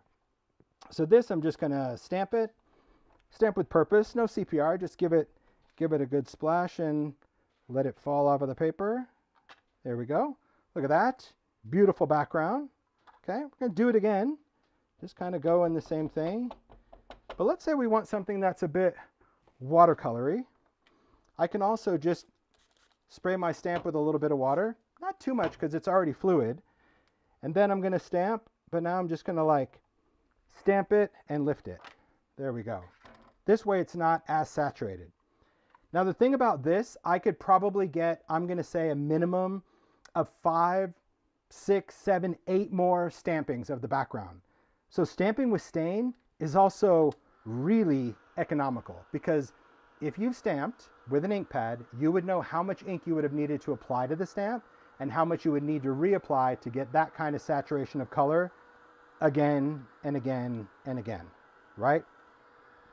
If you spray it with water and then stamp and lift, meaning don't give full contact, you get all those little skippity bits, which I love that. You also get much more puddling, much more watercolor. And and I'm drawing with a heat tool because I want those watercolor marks. It doesn't have to be crispy, just needs to be dry. All right, there we go. And now let me just take another one, and I'm not going to use any more ink from here. I'm just going to spray this again and just get a second generation of stain, because when you look at a stamp, you're like, there's nothing there, it's all drops. No, it's drops now because that's surface tension. But when you push it down, all those drops are going to spread out and it's going to make an image. That's just what we do. Stamp, lift. Woo, look at that. Even more watercolory. So fun. Really, really good. So I still have all that ink there. Now, let's say you wanted more of it, or maybe you got distracted or went and had a snack and you're like, oh, but there's still ink there. You can revive this ink with a little bit of water if you need, just to create more droplets. See how that color kind of came to life? You could do that. But here's like first, second, third. I'm sure I could get another stamping with water without the need for any more ink. This really is like the power of stamping with stain. For backgrounds, for flowers, for all sorts of things. But keep in mind that it is going to be watercolory. So having the right kind of stamp is super important. You know, if you're like, oh, but I tried this with a face and the face looked ridiculous. Well, yes, because that's really not the technique for a face. Go for it. So could you use a polka dot stencil to cover the color with paste and then, what? So could you use the polka dot stencil to cover the color with paste and then, oh, yes. Yes, I'm following you, Allison. Yes. If you already had an inky background, this one, it's like this paper is so, yes, if you had an inky background, yes, you could put a stencil down. Yes, you could put paste over the top, like the translucent, let it dry, and it would protect the blue, and then spray black or brown. Absolutely. I follow you. I love that. Good questions. Other great stamps for stain: crackle, speckle, croc, grid. Talked about spills. These are some fun sets if you're into mixed media. There's actually mixed media sets that are pretty much the stamp designs of stencils I've done with Stampers Anonymous. So you could stamp with honeycomb, you could stamp with dots and plus marks and dashes and like sketchy stripes. So all of these are just, we can just use all of them. Once you go down the rabbit hole, it's absolutely frightening. Could you stamp with oxides? Absolutely. Same thing. You could stamp with oxide. It's just going to give you a different look, but you absolutely could. So there we go. We stamp with that honeycomb. And the other thing about this is, like, if you're stamping, let me just dry this one just to kind of show you, because this is a thinner one, so it's obviously going to stamp a little different, and this is mixed media over watercolor paper. Could you do the kissing with spray? That would be a bit messy. I don't think it's going to give you a nice result, but you could certainly try. So this one was stamped with stain, and then, it's not totally dry. Then you dry it. Okay. All right. Then, once it's dry, I'm going to spray it and just get that pattern to kind of wick, and then I'm going to dry it. So it's another thing. Now, the longer you wait, and depending on your paper, the less detail you're going to have. but it's still a really cool effect for the background, right? Because again, this is just part of a background. You could still stamp an image, or if this was a flower or whatever it is, just remember that when you stamp, you can either spray the stamp ahead of time or you can spray the stamp afterwards and still just get a really cool effect. It's just about playing around with the things that you have. Just remember, just clean your stamp with water, because you won't notice it's there, and then when you go to use it next time, well, then you'll remember that it's there, and that would be bad. Know that? Too many times. But stamps are tools. Like, that is clean. These are all very clean. I clean my stamps with water and call it a day. Like that's the most important thing. Oh, these are fun. Look at these. Yeah, paint by number. How fun is that? Let's take a look at one of these. These are pretty thick. So, oh, where was that other block I just had? There we go. If you guys don't mind, just having fun playing. We'll take a little 3. Oh, hold on. If Joy's watching, we need to go 4. That's her favorite number. Here we go. Okay, let's pick some color here.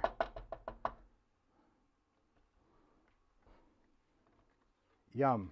Now I'm going to do the same thing. Spray it. Watercolor version. So see the difference? Even stamping with spray and adding a little bit of water. Cool background. There you go. But see, I like this worn one on the left. Like, I like that little sketchy. There you go. It's just fun. But see, like these color blends, what I find so, because you might be like, why is he doing this? Is he just really trying to stretch the truth? Not at all. I'm trying to get you to stretch your products, because so many times when it comes with stamping, we're very comfortable with an ink pad, you know, putting down a color. We might even blend a few colors, but the serendipitousness of sprays, like, you would never stamp with these kind of blends with an ink pad, even if you did a DIY pad. So you just kind of get very cool things without really doing this. So if we wanted to add some oxide into this, because I keep seeing the question, would I work with oxide? Yes, but remember, oxide is a whole different, it's just a whole different animal now. So if I wanted to stamp just with oxide, just to answer your question, I'll get rid of this, I'll get rid of the stain, just so you can see. But I could have added oxide to that color and had kind of the best of both worlds. But if I want to just do oxide sprays, here we go, a little blue, a little purple, marmalade, a little yellow. How's it going, Mario? But you could do this with mica too, and if you stamped in mica, you actually get the mica. That's really beautiful. Okay.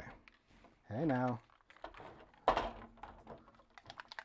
Easy. Okay. Little pink. A little orange. There we go.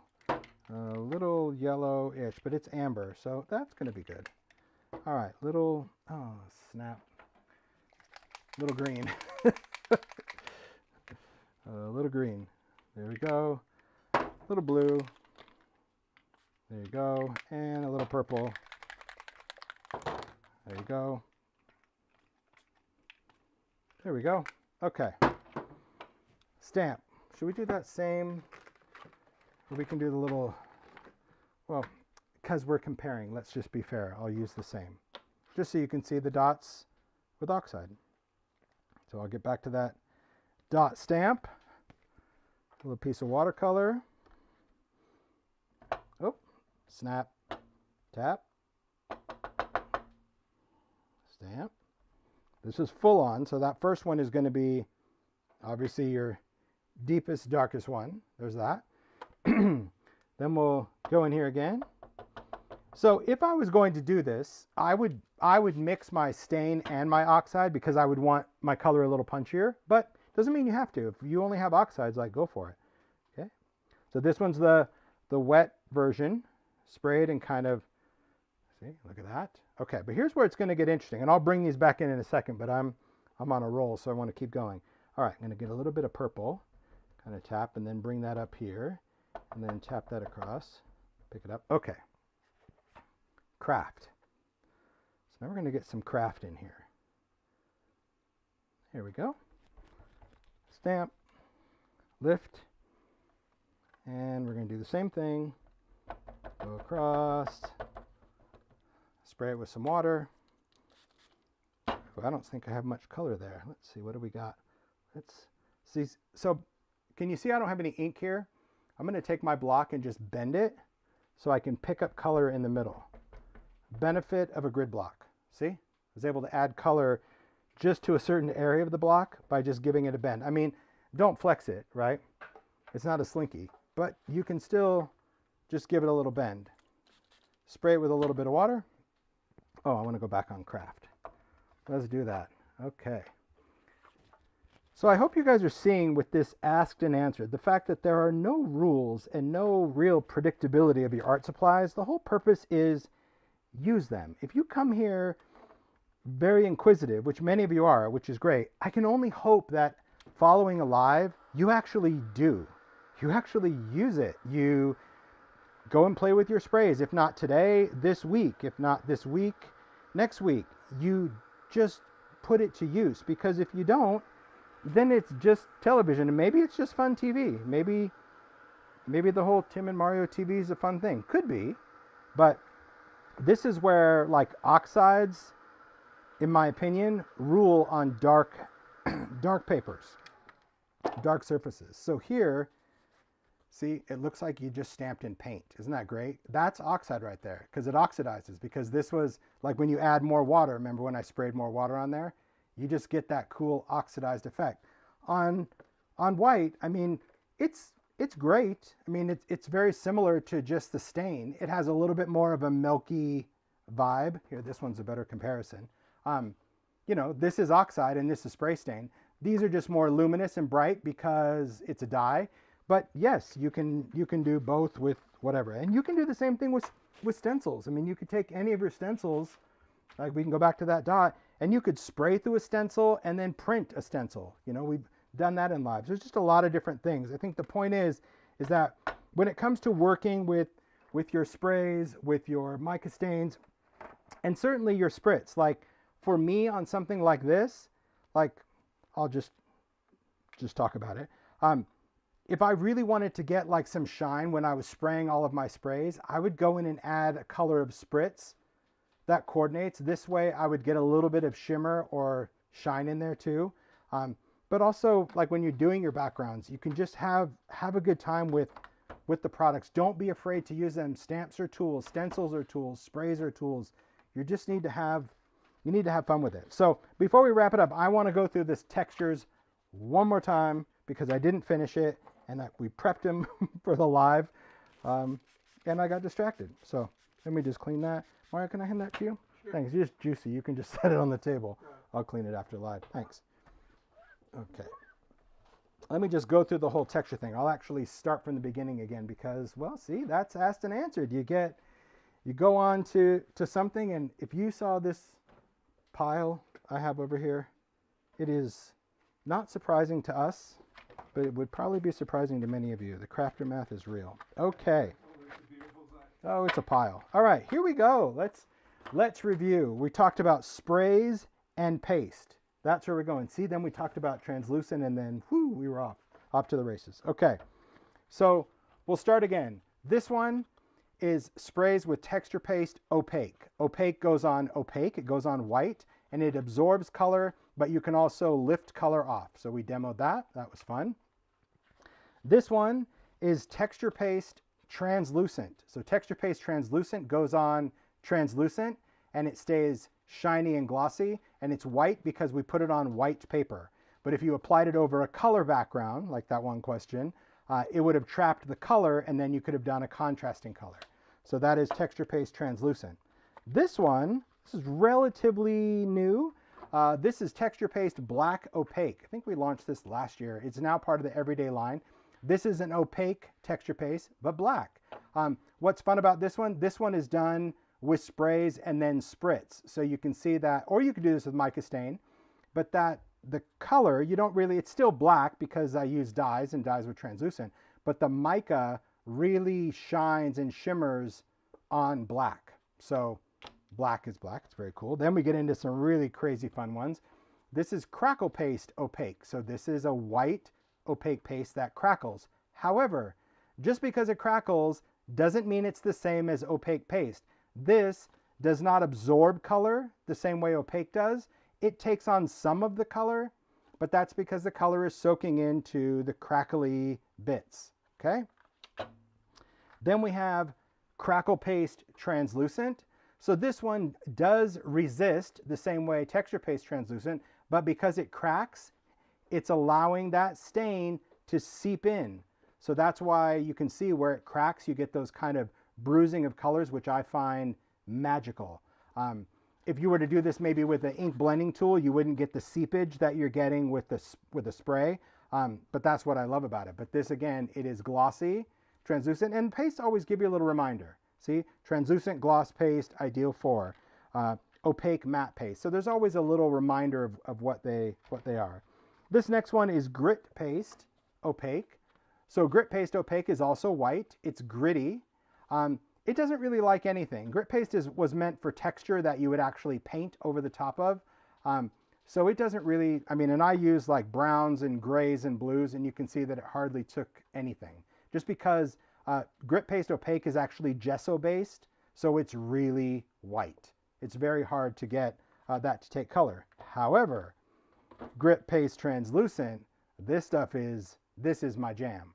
Like if I had to give up one, I would give that up because of the white, but I know a lot of artists love the opacity of this one. But grit paste translucent is still gritty, but it's totally translucent, which means it absorbs color like a sponge. So what's really interesting is that it's the only translucent that doesn't act as a resist like the others. See what I mean? You got to try it to really kind of get it. But this just gives you almost like it just looks like a glass, really like a frosted glass, because it has texture and it has grit. But yeah, it's beautiful how it absorbs color. It still gives you some little white areas. I think that's probably where maybe the grit paste is showing the white paper, because again, this all starts as white paper. So maybe, you know, there's not as much to absorb color, but hey, I don't mind it. I actually like that. So yeah, a lot of really cool things. I suppose I could probably done a better job. Let's set up this shot. You know how I am, right? We'll put all the opaques and we'll put all the translucents. There we go. And then we'll put the texture paste black. And that one, again, has a little bit of mica. It's a cool one. I like this one, especially if you're going to be doing more textural things. This came out at Halloween, but it's very cool when you add like mica and purples and paints and things over the top of it. It's a great one. But yeah, seeing the opaque versions of texture paste, crackle paste, and grit paste, and the translucent version of them. So good fun, great fun with sprays, I think. How'd we do, Mario? Good? Did really good. Mm-hmm. You tell you just go back and forth. You are a machine. I try to pay attention, but I just have too much fun doing it. So wow, see, like, man, 2 hours goes so fast. Anyway, just really good. So I hope you guys feel inspired. My hands aren't that bad. If you use a lot of stains, this is not an infomercial, but it kind of is. Do you know offhand where a thing of scrubby soap would be really quick out in the garage? Yes, like in a, I do. Would you mind? Just because they'll need to see like the package of it. So I think that's going to be the important thing. So when it comes to... Close this up and I'll go get your package. Thanks. When it comes to getting inky, some people don't even like to get inky. Some people, you know, have allergic reactions to colorants, all of those things. I'm luckily not one of those people because I love to get inky. Oh, there's the Craftermath. You guys can see. It's totally piled. I'll tip this down so you can see that. There you go. See? You just throw in a pile. Don't disturb the creative flow with cleaning up. But if you like, oh, hey, Tammy B. But if you like to get inky and messy, don't be afraid to clean up. I will tell you, this is not an infomercial. I don't work for this company. I don't get any affiliate, nothing with this company. But this product I've used for years, because when I demo at a show and I'm demoing for 8 hours straight, my hands, arms pretty much look like the color of a fingertip. And I used to use a lot of different types of cleaners. I used to use pumice stone. I used to use hand cleaner bars, and those would literally destroy my skin. You know, you don't want to exfoliate 7 times a day. This is a company, it's called Scrubby, and a lot of people probably have heard about it. but I found it online. It comes in like lime, orange, lemon, and I know a lot of stamp companies like sell it now. I think Simon sells it, like Stampers Anonymous, probably Ranger. But what it is a soap. It's made in the USA, and it's a soap that actually has like that like kitchen scrubby, but like inside it, right? So the whole scrubby, it starts out with scrubby on one side, soap on the other, but the scrubby actually goes through. But it's beyond the scrubby, because you might be thinking like, oh, I've got a kitchen scrubby. I don't know what's in this soap. I really don't. But it will take off this ink in under 2 minutes. Easy. Soap and water. Just use this soap and water. It's nice because I can like actually put it over my cuticles even, because it's not like a pumice stone. I can scratch into it to get it under my nails. But also any of this other stuff. So like this actually started, I think, in the automotive industry, believe it or not, where you can remove grease and oil and paint, and it's wild. But from a maker perspective, I'm telling you, it is the magic soap. So that is what I use after every demo. I don't talk about it a lot because, you know, I don't get super messy, but people say, oh, what do you do? That's it. And I see some people even in the comments like, scrubby soap is great. Like, it's awesome. I happen to only like the lime one. I don't know why that is. I don't like the orange smell or the lemon smell, but lime, it's like washing my hands with a mojito, and I'm there for that. I like it. So, hope you guys had fun. Thank you, Mario, for all of the questions. He was like literally a champ, just like, like he just, and even Ted was like, ink, paint, oil. Yeah, it's crazy. But he was watching the chat so much, like just pointing to these questions, because, you know, sometimes when I'm in there and kind of demoing, I know there's a lot of questions that I could be answering while I'm doing this, and so I appreciate you're demoing in a space that big, yes, and you're demoing, looking through your phone, trying to do your demo, and look at an iPad. Here's why I do that. I think that's weird, and I think it's a bit old school, but you know what? It works for me, and I'm not changing. But I like to do lives using my phone as a camera, because if I look through the screen of my phone, I see what you see. And I know some people have monitors off, which is great, but then I won't be able to see kind of what I'm doing. So that's really why I always do with an iPhone. I know the camera work could be better. You know, people have, like, there's some very high-end cameras, but I just like that because that's why I'll often hold stuff up, because I would think like if those were my eyes, I would want to see the color closer or the texture closer or whatever. So yeah, I like it. I like to do what I like to do. Thank you guys for showing up to these Asked and Answered. They are certainly a lot of fun to just get you comfortable with the product, or maybe just answer those questions to take away the fear factor. But I'll say it again. You need to use your stuff. You really do. And if that means you need to do a little shopping so you have a few more colors to make that assortment interesting, telling them this, like if you need a few more, you always need a few more. Go for it. Get a few more, because that will do that. But also, don't be afraid to answer the what ifs yourself. If you're like, could I use Oxide with spray? Yeah, try it. And if it doesn't work, that's, I think, where you can come back and say like, okay, I'm trying this. Like, what's going on? What am I not really grasping? There's so much content out there in the world for products, and some really like to take a deep dive into technique, and some just like use a product for what it is. So I think that whichever way you use it, just use it. That's really it. So thank you. It was good fun. It was a lot of fun. It was really, really good fun. So we will see you soon. We will see. Oh, snap. Barb just said Frayed Burlap. I'm going back. I'm not ending it. So if you guys already signed up, because I wanted to show you. Thanks, Barb. It's just cool, and I want to show you. And those that have seen it know it. But yeah, it'll take like 5 minutes. Promise. I'm going back. Okay, let's get this. Bam! Frayed Burlap. It's just really cool. It's one of those things. No, I'm good. Thanks.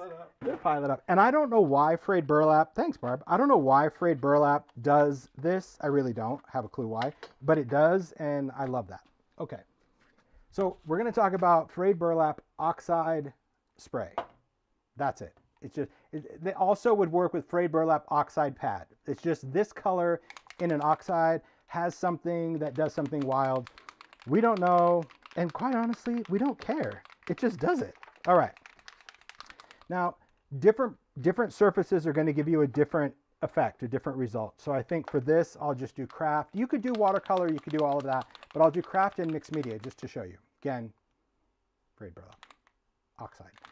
You could use it with other things, okay? Yeah, encore. Everyone's like, oh my gosh, I thought I was done. Okay, here's what's really crazy. So when you first spray it on, it's like, I'm good. It's a great color. It's a great brown. It's the brown that we kind of know and love. And I'm just going to dry it, okay? So if you do that, excellent. It's just going to be the color, okay? However, as it starts to dry, it starts to do some really wild things. On darker papers, especially, it's more noticeable than on lighter ones. But on different papers, it's going to do different things. So before I even add water, I just need to show you this already, okay? It was weird, okay? Okay. On darker papers, it starts to apply this like green hue for whatever reason. On lighter papers, it starts to have this pink undertone. One is pink, one is green. Strange, no idea why. And every paper does something totally different, okay? But when you start adding water to this, it just becomes this wild product. It really does. The oxidation of Frayed Burlap is just super strange. And you start getting blues and pinks and brighter greens. And it does all sorts of just unique, fun things. And my point being is, if you're looking for a color that's going to apply a great patina effect, Frayed Burlap's a pretty cool one. So I'm just going to show you on these papers, and then I'll do like a background that I actually like. Okay. Brush corduroy is interesting. It does a bit more orangey yellow. This is one of my favorites because you see it creates more of like almost a patina. See, look at that. How on this it's like you got pink undertones, and see how it's drying like to blue and green? Freaking wild. And the more water you add, the more it just keeps going. So let's do that. Let's do that for a background, and then oh my gosh. That was me grabbing my towel that was under the tin of paste that I just threw over there, and I just pulled everything out like it was a magic trick, and it didn't go on the floor. That's surprising, isn't it? It is a magic trick. It was a magic trick. Okay, I'm gonna do, yeah, let's do just this background. Okay, I'm gonna have a play, because now that I've been playing, I'm just gonna start adding some colors, and now I'm just gonna do as if no one was around, because that's what I like. That's how I really like to. That's how I like to create. Okay. Because sometimes it's like, I just do what I do. Okay.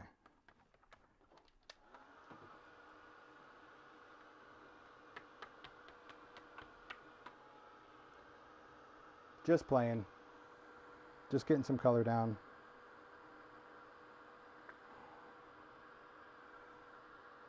All right.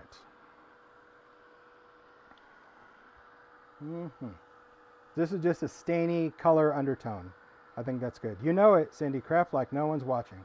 I just like that. Okay. Pick up a little bit there. All right. Get rid of this. Put this down. Then I'm just going to start going in and just playing. So that's my Frayed Burlap Oxide.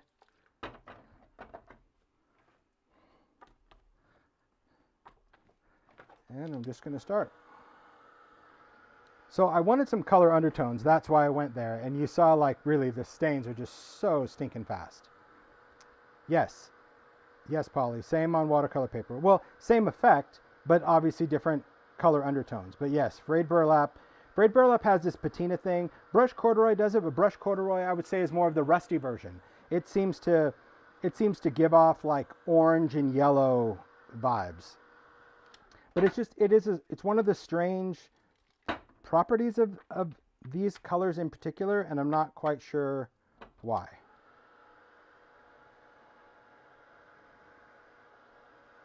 And the more water you add and the more layers you apply, it just does stuff. It just does.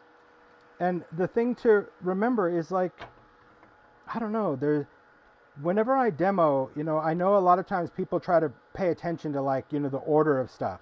But we're not making lasagna here, so it's not like you've got to do a pasta layer and a sauce layer and a cheese layer. Sometimes you add water first, sometimes you add it second. Sometimes you just dry it. Sometimes you add water to the sheet. Like you just play. I think if you can get over yourself, and I mean that with all the love in the world, you'll find how freeing it is to just create and play. It is all about lasagna. You're right, Mario. It is. It's so much fun to just play and create and not be intimidated by the products that you have. You shouldn't, because we can. It's very easy to get intimidated by the stuff that we have because you haven't used it, or you just, I don't know what it is. But I get it. Yeah, I just saw it's like Decayed without the sparkle. Like, are you in my head? I'm totally using Decayed on this. Decayed is it's a wild card. But there's Frayed Burlap in. I'm just gonna grab it in Spritz too. I do like to dry it. I find that if I dry Frayed Burlap, I'm just getting totally different layers. This is all Frayed Burlap. So all this muck you're seeing on the top, where it looks like, oh, is that cracked pistachio and Mermaid Lagoon and all that? No, it just is. Okay, let me. Okay, so we talked about Decayed. Decayed is a Decayed is a mica stain, and it has a color of pearl. And then there's also Frayed Burlap Spritz. So Frayed Burlap Spritz is probably closer to the brown, but Decayed in this stain, oh my gosh, we will add a little bit of that, but we'll add that at the end when I'm all done. I'm just going to get that going and lay it off to the side. Okay, so now I'm just going to really just like drip some big splats of water on, just in a couple of places. Okay, I want to try to show you. Like if I hold it up to camera, you see how it like, isn't that weird? It's just crazy weird what it's doing. All right, then I'm going to pull up some of that color just in some areas, because when you start lifting it, see, it's turning blue. I don't know why. That's why I said, like, why it does what it does, I don't know, but it just does. See? Isn't that weird? That was just water and I blotted some of it off. It's beautiful. It's really, really fun. Okay. Then I'm going to add a little bit of Decayed. Decayed, again, that is a seasonal mica stain, but it's the color of pearl that's in here. I don't know what it is. It's like a fool's gold sludge. See, it kind of gets goldy, but see how it's green? Because whatever it is, it's like the pearl almost oxidizes in here. So I'm just going to use it just to create a little bit of an effect. Let's see what we got. Do I have enough in the schnozzle? Ooh, these like do a little spiral, like a little back handspring. There we go.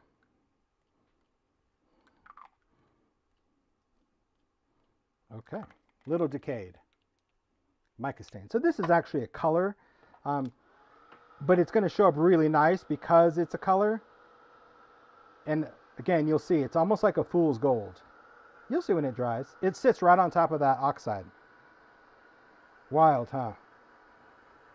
So remember, we started the background with just colors of spray stain. I used all sorts of colors. Crackling campfire, probably some little salty ocean, some peacock feathers. That's what gave me like the undertones.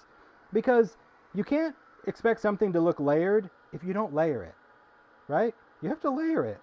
It's not just going to work.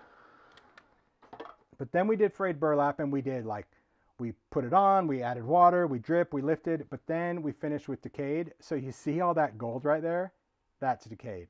But yet when you look at it, it's not gold on the surface because, I don't know, because whatever this color is, it's like a weird sludgy color. It did start off as a Frayed Burlap kind of stain. Isn't that a cool background? Yeah. And it's just fun, wild to do. So there we go. Yeah. That was fun. A little impromptu. Like, yeah, see, you don't have to think about it. You just don't overthink it. You just throw your stuff down and have a good time. I think that to me is what's so freeing in our industry, but I think that so much goes by. Social media is good and bad. Social media is great because you can learn stuff, you can follow things that you like and all that, but at the same time, I think it also provides an unrealistic expectation of what creativity is. You know, you see the finished thing and that's great, but that doesn't mean that you shouldn't take time to play, and that how playing is so important for you to use your stuff. So if anything, if you've been inspired to get a little inky and play with your sprays and Spritz and Oxide sprays and mica stains, go for it. Have fun with it, but don't overthink it.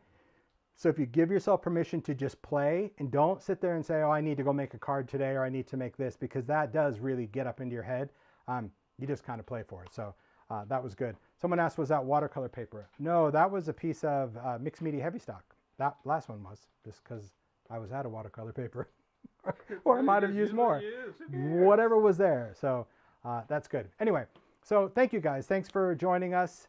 Thank you for the help. You're welcome. Super fun today. So many, you did really, you did so good on questions. I love the questions coming in, especially when we relate to the product, that we can help just kind of take out that I don't really know, or that uncertainty. But the only way, even if you've watched this video and you go back and watch this 10 times, you won't learn anything until you get those bottles in your hands and do it yourself. Because once you do, you'll build that confidence of like, I can knock out a background just like he did. You can. You just start spraying stuff and go for it. So good fun. Thanks, Mario. Good help. Thanks to all of you for joining us for Saturday. Super and fun. Thank you. Yeah, we'll see you again. See you guys next time. Enjoy your weekend. Bye. Bye.